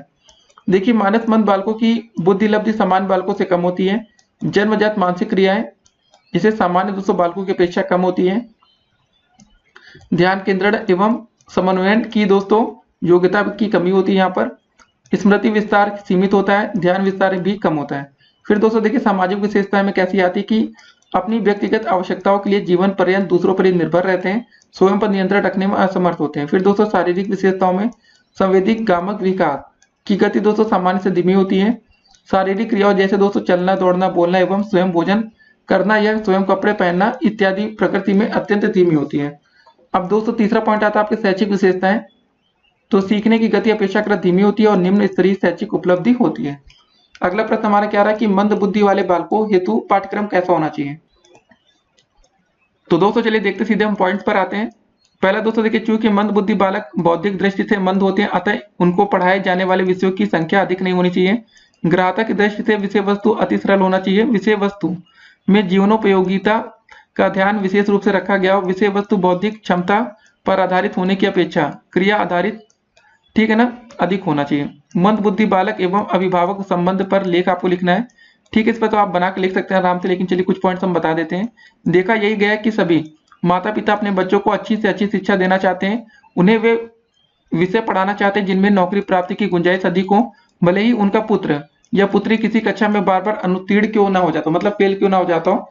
ऐसी स्थिति में शिक्षकों को चाहिए कि शिक्षक अभिभावक मिलन के अंतर्गत वे अभिभावकों को मतलब उनके पिता को समझाएं या उनके पेरेंट्स को। साथ ही अभिभावकों को चाहिए कि वो अपने बालकों की हित की दृष्टि से शिक्षक की सलाह पहले माननी चाहिए, टीचर्स की। अपने बालक को विषय पढ़ने दें, मतलब वह विषय पढ़ाएं दोस्तों जिनमें वह कुछ समझ सकता है। बालकों पर अपनी मान्यता ठीक ना कभी ना छोपे। बालकों को अपना काम करने के लिए दोस्तों घर पर पर्याप्त समय भी दें और पाठशाला का काम करने में अपना सहयोग भी दें। फिर दोस्तों अगला प्रश्न हम देखते हैं कि मानसिक मंदितों की शिक्षा हेतु कैसी व्यवस्था होनी चाहिए। दोस्तों इसको आपको समझाना है। चलिए दोस्तों सीधे पॉइंट पर हम आते हैं। तो पहला आएगा आपका विशिष्ट विद्यालय में कक्षाओं की स्थापना की जाए, छोटे समूह में शिक्षा दी जानी चाहिए, अच्छे शिक्षकों की नियुक्ति की जानी चाहिए, विशेष पाठ्यक्रम बनाया जाए, अध्ययन विषय सुनिश्चित किया जाए। फिर अगला प्रश्न हमारा क्या रहा कि मानसिक मंदित बच्चों की शिक्षा के लिए शिक्षक में क्या क्या विशेषताएं होनी चाहिए। तो दोस्तों चलिए सीधे पॉइंट्स पर आते हैं। या दोस्तों मंद बुद्धि बालकों को किस प्रकार निर्देशन प्रदान किया जाता है, देखिए क्वेश्चन पेपर में आए। तो मानसिक मंदित बालकों की शिक्षा में सबसे महत्वपूर्ण बात यह है कि शिक्षक भली भांति प्रशिक्षित होना चाहिए तथा इन शिक्षकों में कुछ ऐसी विशेषताएं भी होनी चाहिए जो कि निम्नलिखित हैं। पहले दोस्तों आता है कि बालकों के विषय में जानकारी देना, ठीक है ना, ये दोस्तों होना चाहिए। दूसरा दोस्तों आपका पॉइंट आता है कि शिक्षकों का सहानुभूति पूर्ण व्यवहार होना चाहिए, जी हाँ दोस्तों, सिंपैथी उनके साथ होना चाहिए। तीसरा दोस्तों संवेगात्मक स्थिरता प्रदान करना चाहिए। चौथा आपका दोस्तों दृश्य शब्द, ठीक है, दृश्य श्रव्य सामग्री का प्रयोग करना चाहिए। पांचवा बालकों को सम्मान देने वाले शिक्षक होने चाहिए। छठा समूह कार्यों के द्वारा शिक्षा होनी चाहिए, ठीक है ना। आप देखिए अगर हेडिंग्स आपको याद है तो आप डेफिनेटली पेपर में अच्छा कुछ लिख सकते हैं। उसके बाद अगला प्रश्न हमारा क्या है कि शैक्षिक रूप से पिछड़े बच्चों की शिक्षा की व्यवस्था कैसे करेंगे या शैक्षिक पिछड़ेपन को दूर करने के आपको उपाय बताने हैं। शैक्षिक पिछड़ेपन के बचाव या शिक्षा व्यवस्था में जहां सबसे अधिक महत्वपूर्ण दायित्व शिक्षक का है, वही दूसरी ओर दोस्तों यह दायित्व विद्यार्थी स्वयं तथा उसके माता पिता या अभिभावकों का भी है। किंतु शिक्षार्थियों एवं अभिभावकों के द्वारा जो प्रयत्न किए जाते हैं वे भी शिक्षक द्वारा ही बताए जाएंगे, चाहे वह कक्षा में शिक्षार्थियों को बताए या शिक्षक अभिभावक सम्मेलन या पेरेंट्स मीटिंग दोस्तों जो होती है के अंतर्गत अभिभावकों को बताया जाए। तो चलिए दोस्तों कुछ चीज के उपाय हैं दूर करने के शैक्षिक पिछड़ेपन को। पहला पॉइंट आता है जो बात कक्षा के अधिकतर छात्रों से ना आती हो, ठीक है, उसे अवश्य बता दें, भले उसका संबंध पिछली कक्षाओं से क्यों ना हो। दूसरा पॉइंट जिस बात का संबंध पिछली कक्षाओं से है उसे बताने में अधिक समय लगे। तीसरा पॉइंट दोस्तों पिछली कक्षाओं से संबंधित केवल वही बात बताई जाए जिसका संबंध आगे बताई जाने वाली बात से हो। चौथा पॉइंट जो बालक मानसिक या शारीरिक रूप से अस्वस्थ है उन्हें आवश्यक रूप से कक्षा में न बिठाकर छुट्टी दे दी जानी चाहिए, ठीक है ना। काफी चीजें होगी दोस्तों। अब बात करते हैं अगला हमारी हेडिंग से होगी शैक्षिक रूप से पिछड़े बच्चों की शिक्षा व्यवस्था कैसी होनी चाहिए। देखिए पिछड़े बालक की कमजोरी को दूर करने हेतु उन्हें व्यक्तिगत या सामूहिक रूप से जैसी भी स्थिति हो अलग से समय दिया जाना चाहिए। दूसरा पिछड़ापन व्यक्तिगत या सामूहिक जिस प्रकार का भी हो उसके कारणों का पता लगाकर उन कारणों का दूर करने का प्रयास हमें करना चाहिए। फिर हमारा अगला प्रश्न देखते हैं बोलने में अक्षम या वाणी बाधित बालकों हेतु कक्षा प्रबंधन की रूपरेखा आप समझाइए, ठीक है ना। देखिए वाणी बाधित बालकों के शिक्षा हेतु कई आयामों का प्रयोग किया जाता है। तो दोस्तों चलिए सीधे पॉइंट्स पर हम आते हैं। छात्रों के अशुद्ध उच्चारण का मजाक न उड़ाकर कक्षा में उनकी, ठीक है दोस्तों, उचित उच्चारण हेतु सहायता की जानी चाहिए। दूसरा दोस्तों पॉइंट है शिक्षक कक्षा में सभी बालकों के प्रश्नों को उत्तर देने के समान अवसर दे ताकि दोस्तों वाणी बाधित बालक भी प्रोत्साहित हो सके। तीसरा दोस्तों बालकों से वह शब्द अधिक बुलवाए जिनका उच्चारण वह उचित प्रकार से नहीं कर सकते हैं। चौथा दोस्तों बिंदु की बालकों को ऐसी परिस्थितियां दे जिससे वह अपने को असमर्थ ना समझे। पांचवा बालकों को सामूहिक उच्चारण की प्रविधि के द्वारा पढ़ाएं, ठीक है। फिर अगला प्रश्न देखते हैं श्रवण बाधितों की शिक्षा हेतु शिक्षक कैसा होना चाहिए, इसको आपको समझाना है, ठीक है ना। देखिए श्रवण बाधित बालकों को वैसे तो सामान्य बालकों की तरह ही शिक्षा दी जा सकती है, परंतु यदि वह अत्यंत बाधित या बिल्कुल मतलब बहरे हो में आते हैं तो उन्हें विशिष्ट कक्षाओं में प्रवेश दिलवाया जाता है। तो दोस्तों चलिए कुछ पॉइंट्स को हम देखते हैं सीधे। सर्वप्रथम शिक्षक बालकों के बाधिता के स्तर का पता लगाए तथा उसी के अनुसार उन्हें शिक्षित करने की योजना बनाए। दूसरा दोस्तों पॉइंट है कि शिक्षक बालकों के अभिभावकों को इसकी सूचना दे कि बालक का कैसा चिकित्सीय परीक्षण कराया जाए तथा उपचार हेतु क्या क्या किया जाए। तीसरा बिंदु दोस्तों प्रत्येक शिक्षक को छात्रों के प्रति सकारात्मक दृष्टिकोण, ठीक है ना, दृष्टिकोण रखना चाहिए तथा सहानुभूतिपूर्ण व्यवहार करना चाहिए। चौथा बिंदु बालकों को पढ़ने लिखने हेतु प्रेरित किया जाना भी शिक्षक का ही कर्तव्य होता है। फिर अगला क्वेश्चन दोस्तों हम देखते हैं, यहाँ पर एक और पॉइंट देख लेते हैं कि बालक द्वारा कक्षा में श्रवण यंत्रों का प्रयोग किया जा रहा है या नहीं, यह भी दोस्तों शिक्षक ही देखते हैं। तो दोस्तों अगला क्वेश्चन देखते हैं हम लोग कि विकलांग बालकों की शिक्षा में दृश्य श्रव्य सामग्रियों का प्रयोग आपको बताना है, ठीक है ना। इसका प्रयोग कहाँ पर होता है, तो देखिए दृश्य श्रव्य सामग्री एवं विकलांग शिक्षा। विकलांग बालकों की शिक्षा प्रणाली को और अधिक प्रभावशाली बनाने के लिए कुछ विशिष्ट सामग्री का प्रयोग किया जाता है जिन्हें दोस्तों हम दृश्य श्रव्य सामग्री भी कहते हैं। अगर हम सिर्फ गूंगे व बहरे बालकों को छोड़ दें तो अन्य परिस्थितियों में भारत में श्रवण उद्दीपन का ही शिक्षण का आधार है। तो दोस्तों चलिए देखते हैं प्रमुख दृश्य श्रवण उपकरण कौन कौन से हैं। तो पहले हम दोस्तों देखते हैं दृश्य उपकरण। दृश्य उपकरण सस्ते तथा शिक्षण हेतु उपयोगी होते हैं। इनका प्रयोग छात्र तथा शिक्षकों की सुविधा अनुसार किया जाता है। कई बार इनका दोस्तों निर्माण स्वयं कर सकते हैं। उसके बाद दोस्तों बारी आती है आपका श्रव्य उपकरण। श्रव्य सामग्री में मुख्यतः दोस्तों आपके टेप रिकॉर्डर व ग्रामफोन आते हैं। यह सामग्री अंधे बालकों के लिए प्रयोग की जाती है। फिर दोस्तों देखिए बारी आती है दृश्य श्रव्य सामग्री। दृश्य श्रव्य सामग्री के अंतर्गत वह सामग्री आती है जिन्हें हम देख व सुन दोनों सकते हैं। यह उपकरण सस्ते व टिकाऊ होते हैं। इनका प्रयोग अध्यापक तथा छात्र अपनी सुविधा अनुसार कर सकते हैं। मुख्यतः दोस्तों टेलीविजन, कंप्यूटर, चार्ट तथा पोस्टर आदि इस सामग्री के मतलब अंतर्गत आते हैं। अगला क्वेश्चन क्या दोस्तों, वाणी बाधितों की शिक्षा हेतु शासन द्वारा क्या प्रावधान किए गए हैं, इसको संक्षेप में आपको बताना है। तो देखते हैं दोस्तों, देखिए भाषा बाधित बालकों की विशेष आवश्यकताओं की पूर्ति के लिए शिक्षा विशिष्ट आयोजनों की व्यवस्था की गई है। विशेष आयोजनों में शैक्षिक तकनीकी आती है जो कि बालकों का नियमित शिक्षण में पढ़ना, लिखना, बोलना व सीखना बताती है। भाषा तथा वाणी बालकों के लिए मतलब शैक्षिक प्रावधान हेतु निम्न बिंदुओं का अध्ययन करना जरूरी है। दोस्तों शिक्षण आयाम हो गया, द्विभाषिक योजनाएं होती, ठीक दोस्तों। फिर आता है आपका अध्यापक की भूमिका में जैसे शिक्षक, ठीक ना, शिक्षण सहायक विधि होगी, भाषा कौशल विकास हो गया। चौथा दोस्तों बिंदु है आपका अनुकूलित पाठ्यक्रम, शैक्षिक परागमन और शिक्षण तकनीकी। फिर दोस्तों हमारा अगला प्रश्न क्या रहा कि सामान्य कक्षा के लिए शिक्षक की विशेषताओं का आपको उल्लेख करना है।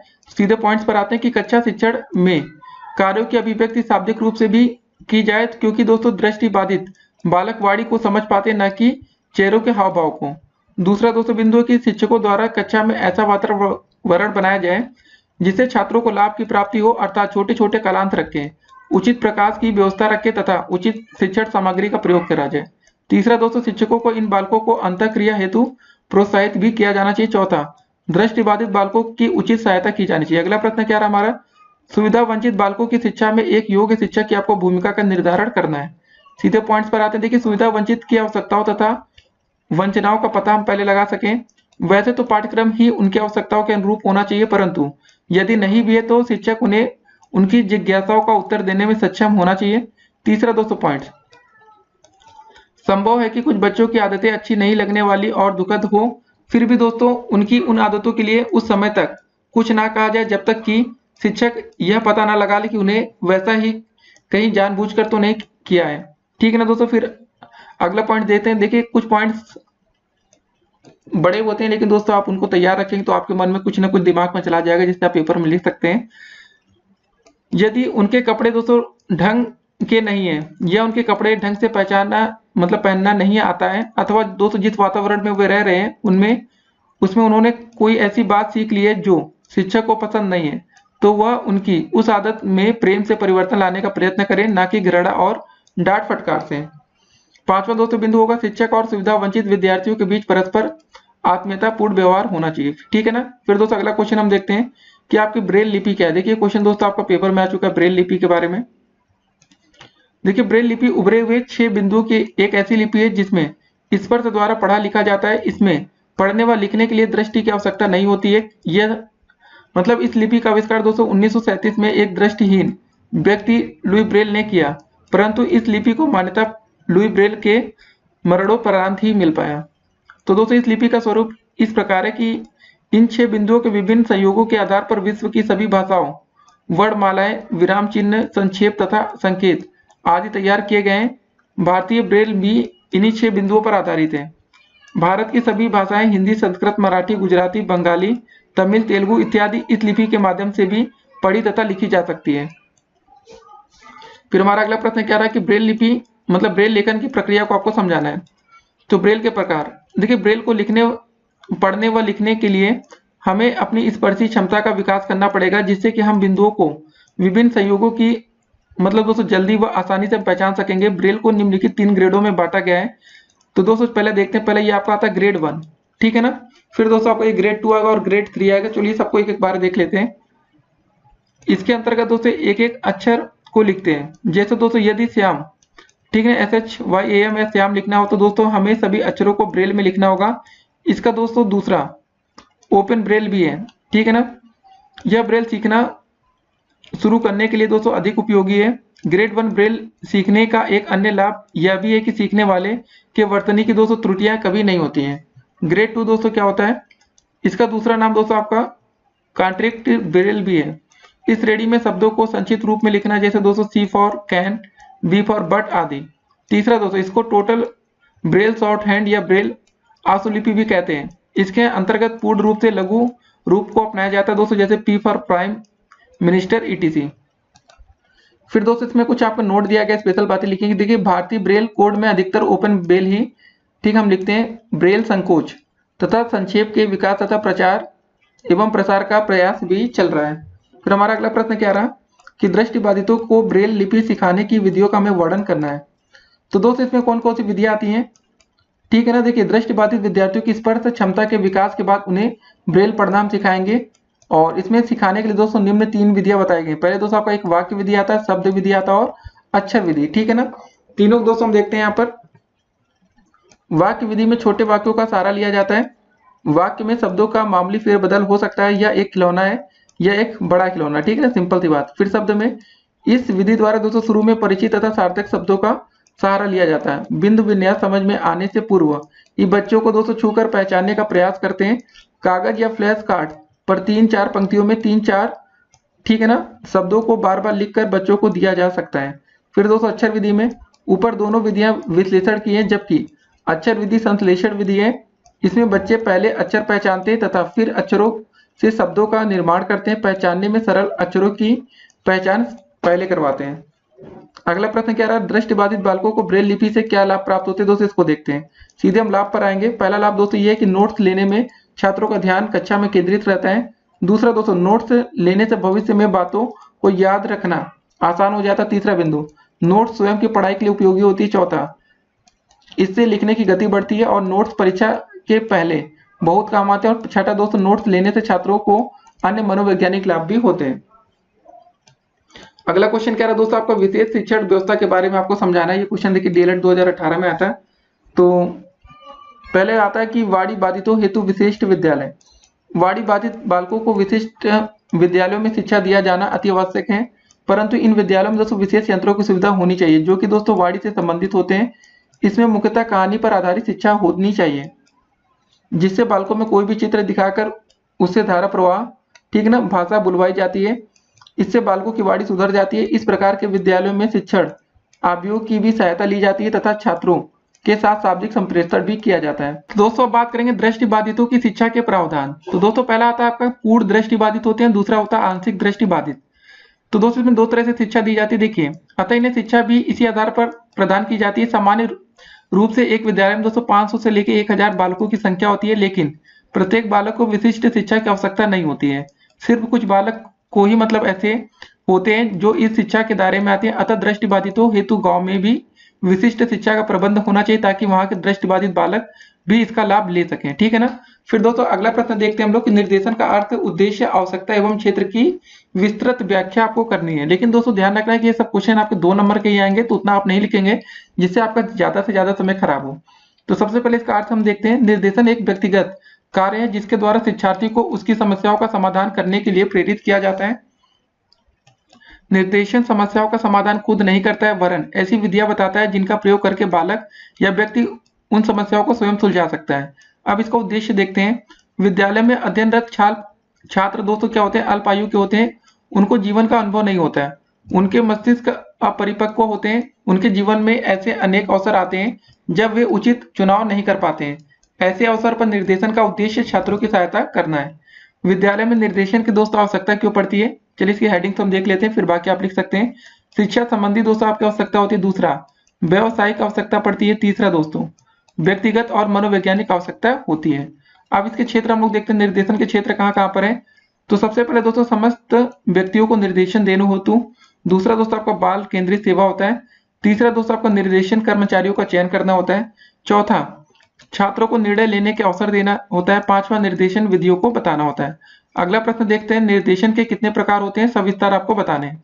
इसके प्रकार को हम देखेंगे। पहला दोस्तों व्यक्तिगत निर्देशन, दूसरा शैक्षिक निर्देशन, तीसरा स्वास्थ्य निर्देशन, चौथा सामाजिक और पांचवा है आपका व्यावसायिक निर्देशन। तो व्यक्तिगत निर्देशन में दोस्तों 2-2 पॉइंट्स हम पढ़ लेते हैं।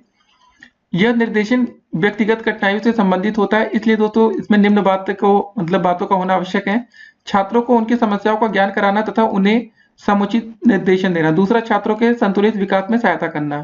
फिर दोस्तों शैक्षिक निर्देशन में क्या आता है कि जोन्स के अनुसार शैक्षिक निर्देशन का अर्थ उस व्यक्तिगत सहायता से है जो छात्रों का इस कारण से प्रदान की जाती है कि वे अपने लिए उपयुक्त पाठ्यक्रम, पाठ्य विषय एवं विद्यालय जीवन का चयन कर सके और उनसे समायोजन भी कर सके।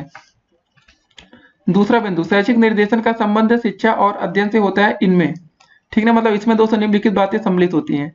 जैसे दोस्तों पाठ्य विषयों का चयन करते समय छात्रों का मार्गदर्शन करना, विद्यालय में प्रवेश के समय छात्रों को आवश्यक और उचित निर्देशन देना। फिर दोस्तों स्वास्थ्य निर्देशन में क्या आता है, पहले छात्रों को स्वस्थ जीवन के महत्व के विषय में बताना, छात्रों को उत्तम स्वस्थ आदतों के विषय में भी जानकारी देना। फिर आपका बारी आती है सामाजिक निर्देशन। देखिए इसमें आता है कि छात्रों को सामाजिक समायोजन के विषय में आवश्यक परामर्श देना चाहिए, छात्रों को विभिन्न सामाजिक व्यवहारों के विषय में विभिन्न सूचनाएं प्रदान करना चाहिए। फिर दोस्तों अगला आता है आपका व्यवसायिक निर्देशन।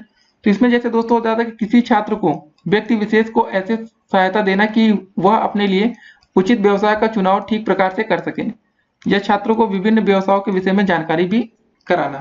फिर दोस्तों बारी आती है आपकी निर्देशन की विधियां। छात्रों को निर्देशन प्रदान करने के लिए दोस्तों दो विधियां प्रयोग की जाती हैं आपका, एक तो आता है आपका व्यक्तिगत संपर्क विधि, दूसरा सामूहिक विधि। अब अगला प्रश्न है हमारा, प्रतिभाशाली बच्चों को निर्देशन किस प्रकार करते हैं, या मंद बुद्धि बालकों को किस प्रकार निर्देशन किया जाता है। तो चलिए इसको देखते हैं हम लोग। सबसे पहले शिक्षक के निर्देशन में अति महत्वपूर्ण भूमिका होती है। शिक्षक अपने छात्रों का अध्ययन अनेक परिस्थितियों में करता है क्योंकि वह उनके सबसे निकट संपर्क में रहता है। शिक्षक ही छात्रों की आवश्यकताओं के संबंध में सबसे अधिक जानकारी रखता है, ठीक है ना। तो शिक्षक के निर्देशन संबंधी कार्य एवं उत्तरदायित्व निम्नलिखित हैं। पहला दोस्तों बिंदु आता है कि छात्रों के साथ संबंध स्थापित करके बाधित बालकों का पता लगाना। दूसरा, छात्रों के अभिभावकों के संपर्क स्थापित करना। तीसरा, छात्रों को पुस्तकालय व सामाजिक संस्थाओं से संपर्क स्थापित कराना और सिखाना। चौथा, पाठ्य सहगामी क्रियाओं का आयोजन करना। पांचवा, जिन छात्रों का साक्षात्कार किया जा चुका है उनकी रिपोर्ट का निर्देशन छात्रों को प्रदान करना। फिर दोस्तों हम अगला देखते हैं, निर्देशन में कक्षा अध्यापकों की भूमिका क्या होती है, इसको देखते हैं। सीधे हम पॉइंट्स पर आते हैं। कक्षा में अच्छा व उत्तम वातावरण पैदा करना चाहिए, अन्य निर्देशनकर्ताओं को सहयोग देना, असमायोजित छात्रों के विषय में पूर्ण जानकारी प्राप्त होना। चौथा, परामर्श प्रक्रिया का ज्ञान भी कक्षा अध्यापक को होना चाहिए जिससे वह छात्रों को व्यक्तिगत परामर्श दे सके। फिर अगला क्वेश्चन आता है निर्देशन में कि मतलब कोई 3 सिद्धांत आपको बताने हैं। ये क्वेश्चन देखिए सब पेपर में आ चुके हैं आपके। तो सिद्धांत दोस्तों देखते हैं। पहला आपका सिद्धांत होना चाहिए कि जीवन भर चलने वाली प्रक्रिया संपूर्ण शैक्षिक प्रक्रिया का सर्वांगीण विकास से संबंधित। अब ये कितने प्रकार के निर्देशन होते हैं सविस्तार आपको समझाना है। तो पहला दोस्तों आपका था शैक्षिक निर्देशन। देखिए आपका पैटरसन ने निर्देशन को 5 भागों में बांटा है। शैक्षिक निर्देशन, व्यवसायिक, व्यक्तिगत, स्वास्थ्य संबंधित निर्देशन और आर्थिक निर्देशन। अब देखिए दोस्तों आपका कंपू और कीफोर ने भी निर्देशन के 5 प्रकार बताए, जैसे शिक्षा संबंधित निर्देशन, व्यवसायिक निर्देशन, मनोरंजनात्मक निर्देशन, स्वास्थ्य संबंधित निर्देशन और नागरिक, सामाजिक तथा नैतिक निर्देशन। उपयुक्त में दोस्तों केवल शैक्षिक निर्देशन और व्यवसायिक निर्देशन ही अधिक प्रचलित है। फिर दोस्तों हमारा अगला प्रश्न क्या रहा कि बालकों में उचित निर्देशन देने में शिक्षक की भूमिका का आपको उल्लेख यहाँ पर करना है, ठीक है ना। तो चलिए दोस्तों सीधे हम पॉइंट्स पर आते हैं। देखिए, छात्रों के साथ संबंध स्थापित करके बाधित बालकों का पता लगाना, छात्रों के अभिभावकों के संपर्क स्थापित करना, छात्रों को पुस्तकालय व सामाजिक संस्थाओं के संपर्क स्थापित कराना। दोस्तों ये सब चीजें पाठ्य सहगामी क्रियाओं का आयोजन करना, जिन छात्रों का साक्षात्कार किया जा चुका है उनकी रिपोर्ट का निर्देशन छात्रों को प्रदान करना, ठीक है ना।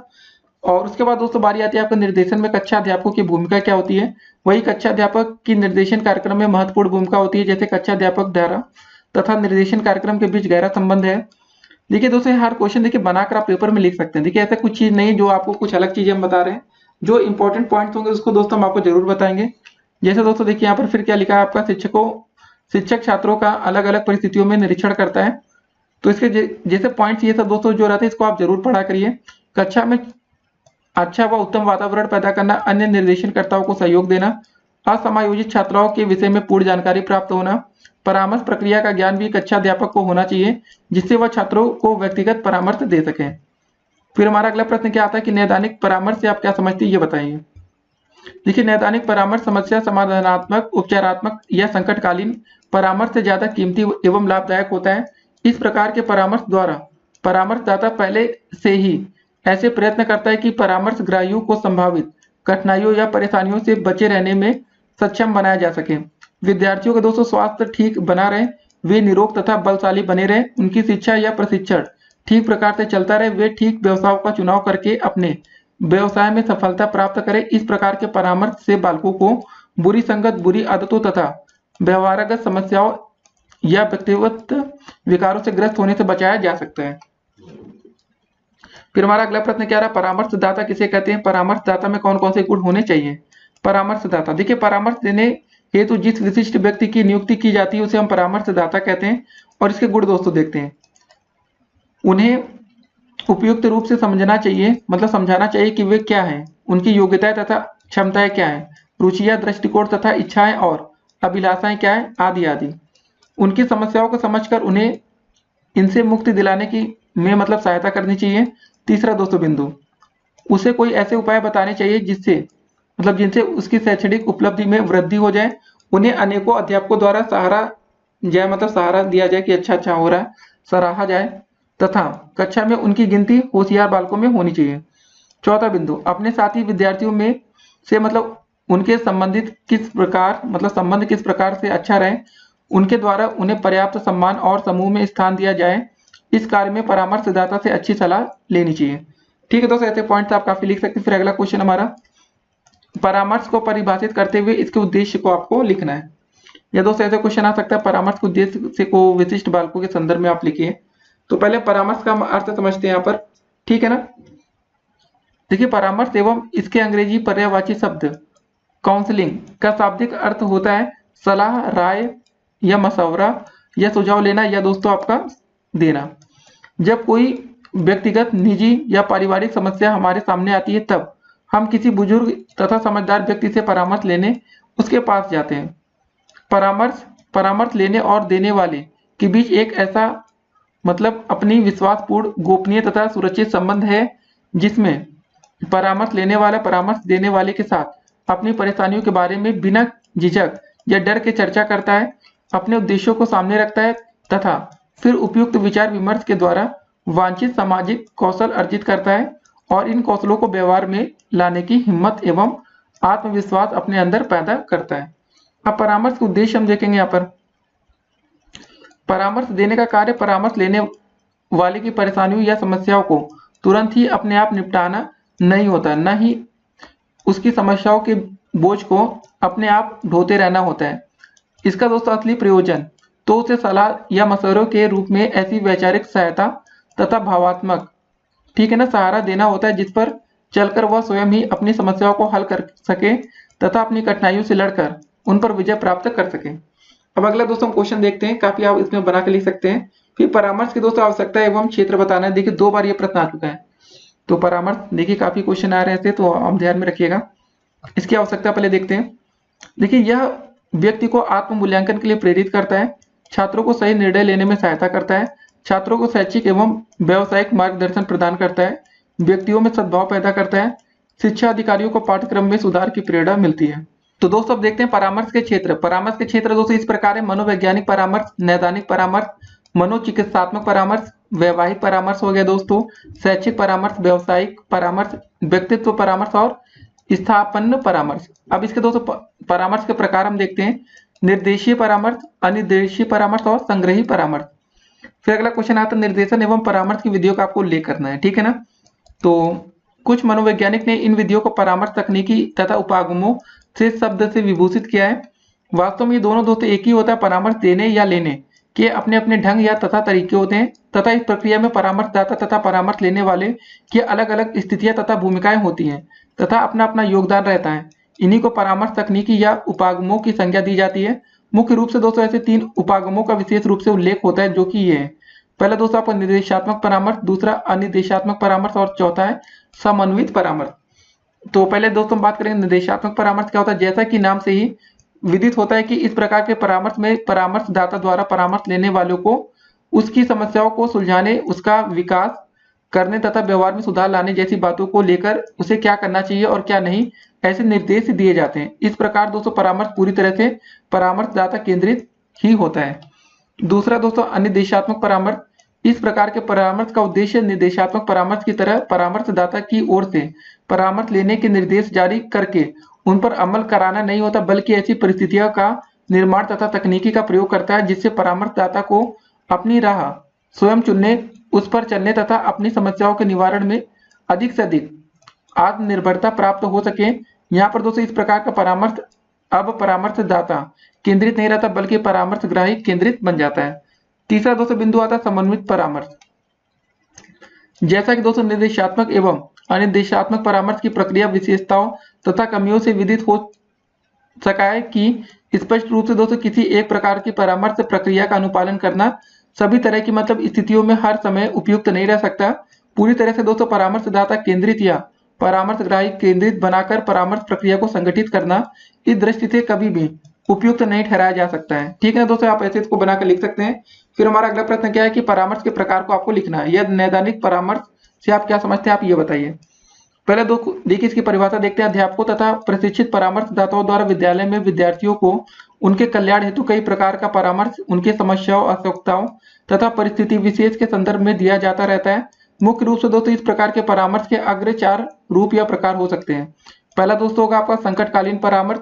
ठीक है ना दोस्तों, इसमें आप बना के बढ़िया लिख सकते हैं संकट काल में क्या करना है आपको दोस्तों। फिर आपका आता है उपचारात्मक परामर्श, क्या हो सकता है दोस्तों, उपचार के लिए। तीसरा दोस्तों आपका नैदानिक परामर्श। देखिए यह कहा जाता है कि समस्या या रोग की रोकथाम या निवारण, उससे ग्रस्त हो जाने पर उसका समाधान खोजने या उपचार करने से अधिक उपयुक्त दोस्तों एवं लाभप्रद होता है।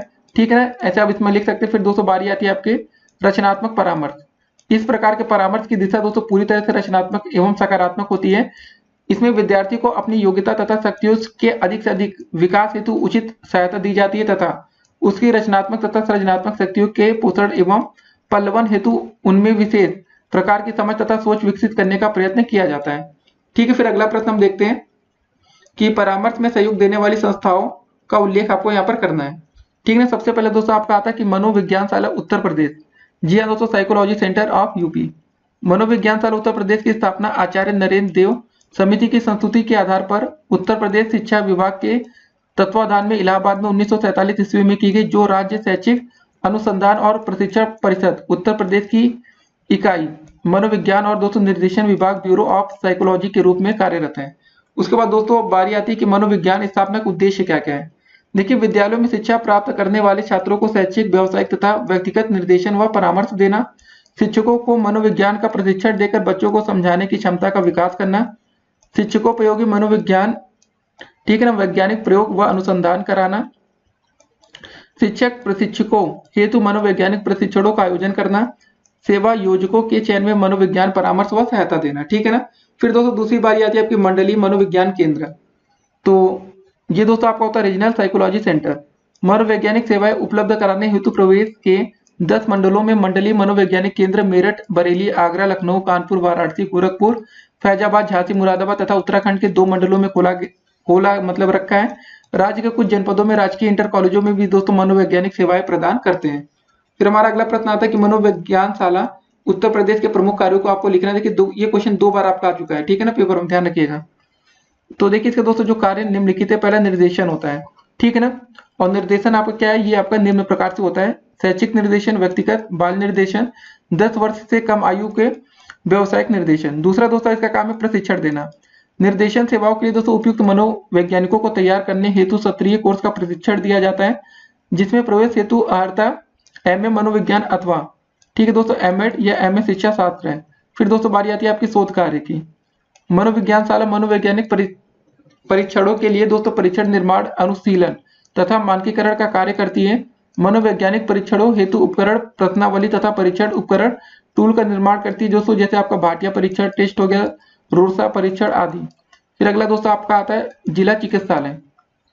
देखिए सरकार ने प्रत्येक जिले में जिला चिकित्सालय की स्थापना की है। ये चिकित्सालय समय समय पर छात्रों की विशिष्ट बीमारियों का इलाज कर उन्हें एक अच्छा जीवन व्यतीत करने का परामर्श देते हैं, ठीक ना दोस्तों। देखिए जिला चिकित्सालय में जिन रोगों का निदान संभव है वे निम्नलिखित हैं। पहला दोस्तों आपका जैसे आता है श्रवण दोष हो गया, वाक दोष हो गया, दृष्टि दोष हो गया, अस्थि दोष हो गया, चर्म रोग हो गया और आनुवांशिक रोग आदि। फिर दोस्तों अगली बारी आती है आपको जिला शिक्षा एवं प्रशिक्षण संस्थान डाइट। जी हाँ दोस्तों, भारत सरकार द्वारा निर्मित राष्ट्रीय शिक्षा नीति 1986 के द्वारा सन तासी में जिला शिक्षा एवं प्रशिक्षण संस्थान, district institute of education and training, जहाँ दोस्तों आप लोग होता है ना सरकारी कॉलेज, वही डाइट की दोस्तों यहाँ पर आपकी नींव रखी गई। इसके बारे में दोस्तों आप बना के लिख सकते हैं, और कुछ है नहीं। फिर उसके बाद दोस्तों बारी आती है आपकी सरकारी व गैर सरकारी संगठनों का परामर्श में योगदान, ये आप लिख सकते हैं बनाकर। फिर अगला प्रश्न देखते हैं हम लोग, निर्देशन और परामर्श के क्षेत्र में गैर सरकारी संगठनों की भूमिका आपको बतानी है।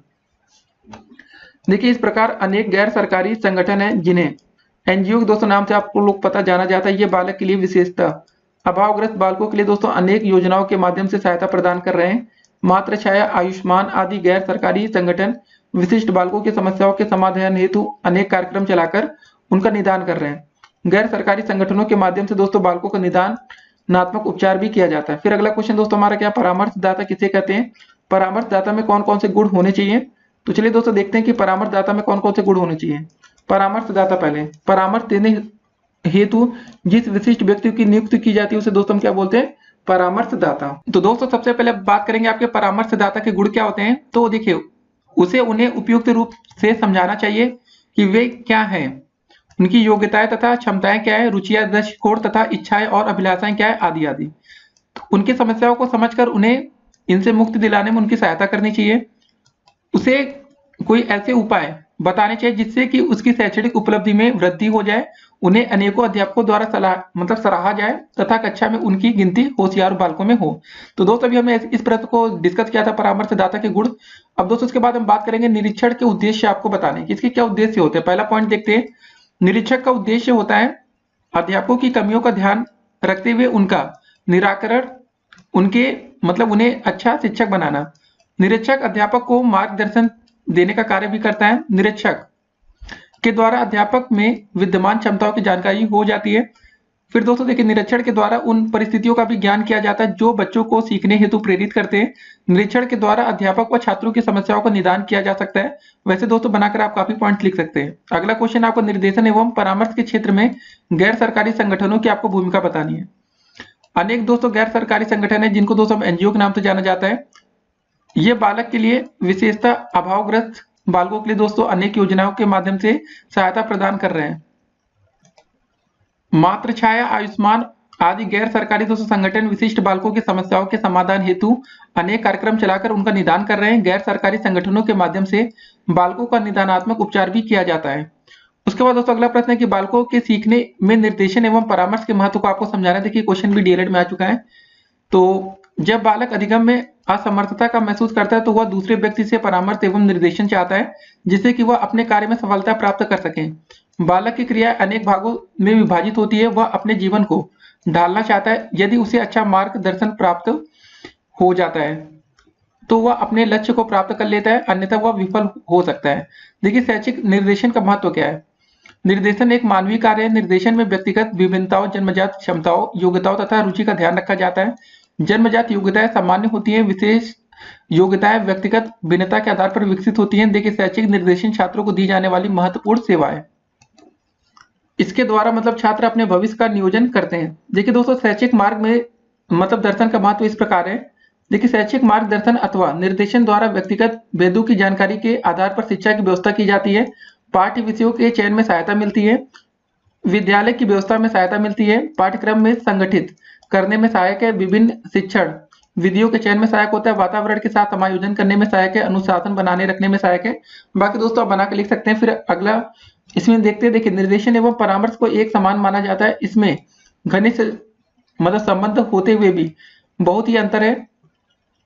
निर्देशन व्यापक क्रिया, परामर्श निर्देशन एक विधि है। इसे निर्देशन के बाद दी जाने वाली सलाह भी कहा जाता है। ठीक ना। परामर्श का निम्नलिखित महत्व होता है। तो पहले परामर्शदाता या उपबोध्य जिसे परामर्श दिया जाना है के बारे में विभिन्न माध्यमों से प्राप्त सूचनाओं को ऐसे प्रभावी ढंग से प्रस्तुत करता है कि वह सब तथ्यों को जानने के पश्चात अपने संबंध में उठने वाली तमाम समस्याओं का निवारण करते हुए स्व निर्णय लेने में सक्षम हो जाता है। दूसरा पॉइंट है दोस्तों, बालकों को अपने संबंध में अपनी क्षमताओं एवं योग्यताओं की जानकारी मिल जाती है। तीसरा पॉइंट, बालक अपनी समस्याओं से संबंधित वातावरणीय परिस्थितियों से अवगत हो जाता है तथा उन परिस्थितियों के अनुकूल अपने को ढालता है। चौथा बिंदु, समस्याओं के समाधान से उपबोध्य की सभी शंकाएं दूर हो जाती है। पांचवा बिंदु, समस्याओं के समाधान हेतु स्व निर्णय लेने में सक्षम हो जाता है। फिर दोस्तों अगला क्वेश्चन डिस्कस करते हैं कि उच्च प्राथमिक स्तर पर निर्देशन तथा परामर्श की क्या आवश्यकता है। देखिए विद्यालयों में मार्गदर्शन निम्नलिखित बातों के लिए आवश्यक होता है। पहला दोस्तों बिंदु आता है शिक्षा संबंधी आवश्यकता। जी हाँ दोस्तों, एजुकेशनल नीड क्या है? शिक्षा प्राप्त करते समय विद्यार्थियों को कई समस्याओं का सामना करना पड़ता है, जैसे विषयों या कोर्सों को दोस्तों चुनना, उचित पुस्तकों को चुनना, रोचक कार्यों तथा पाठ्य सहायक क्रियाओं को चुनना, अपने लेख उच्चारण तथा अध्ययन आदतों को सुधारने के लिए भी उन्हें मार्गदर्शन की आवश्यकता होती है। सीखने की प्रक्रिया में तथा विशिष्ट ज्ञान एवं कौशल की प्राप्ति में भी उन्हें सहायता की आवश्यकता होती है। फिर दोस्तों अगला पॉइंट दूसरा आता हमारा कि व्यावसायिक आवश्यकता। शिक्षा का एक महत्वपूर्ण उद्देश्य बच्चों को भविष्य में अपनी रोजी कमाने के योग्य बनाना है। उनके द्वारा दोस्तों भविष्य में कई व्यवसायों को अपनाया जा सकता है। इन व्यवसायों तथा अवसरों की जानकारी व्यक्तिगत एवं राष्ट्रीय साधनों की अधिकतम उपयोगिता के लिए दोस्तों अत्यंत आवश्यक है। मार्गदर्शन व्यावसायिक सूचना प्रदान करके हमारी इस दिशा में बहुत सहायता करता है। प्रत्येक व्यक्ति हर प्रकार का काम नहीं कर सकता है, उसे अपनी योग्यताओं तथा शक्तियों के अनुकूल काम चुनने के लिए दोस्तों उचित मार्गदर्शन मिलना चाहिए। ठीक है ना। फिर तीसरा पॉइंट दोस्तों हमारा क्या है? व्यक्तिगत तथा मनोवैज्ञानिक आवश्यकता क्या है? बच्चों के व्यक्तिगत तथा मनोवैज्ञानिक समायोजन के लिए मार्गदर्शन अत्यंत आवश्यक है। उनके उचित विकास तथा जीवन में उनकी सफलता के लिए उनका भावात्मक तथा सामाजिक समायोजन अत्यंत आवश्यक है। कुसमायोजन से कई गंभीर समस्याएं पैदा होती है। इससे बच्चों में कई प्रकार के मानसिक विकार उत्पन्न हो सकते हैं। अतः बच्चों को मानसिक उलझनों, तनावों तथा चिंताओं से मुक्त करने के लिए दोस्तों मार्गदर्शन की आवश्यकता है। अगला प्रश्न है क्या? बाल अधिगम निर्देशन का महत्व बताना या बाल अधिगम निर्देशन एवं परामर्श का महत्व बताइए। बालकों के सीखने में निर्देशन तथा परामर्श के महत्व को समझाइए। देखिए दोस्तों ये क्वेश्चन 3 तरह से आपका पूछा गया पेपर में, तो इसको हम बहुत इंपॉर्टेंट कह सकते हैं, लेकिन ऐसे क्वेश्चन इसको घुमा घुमा कर आपसे पूछ सकता है। तो आप तैयार रहिए इसको लिखने के लिए और इसका उत्तर हम देखते हैं। पहले दोस्तों निर्देशन का महत्व देखते हैं। शैक्षिक मार्गदर्शन अथवा निर्देशन द्वारा व्यक्तिगत भेदों की जानकारी के आधार पर शिक्षा की व्यवस्था की जाती है। पाठ्य विषयों के चयन में सहायता मिलती है। विद्यालय की व्यवस्था में सहायता मिलती है। पाठ्यक्रम को संगठित करने में सहायक है। विभिन्न शिक्षण विधियों के चयन में सहायक है। फिर दोस्तों इसका महत्व क्या होता है परामर्श का, इसको देखते हैं।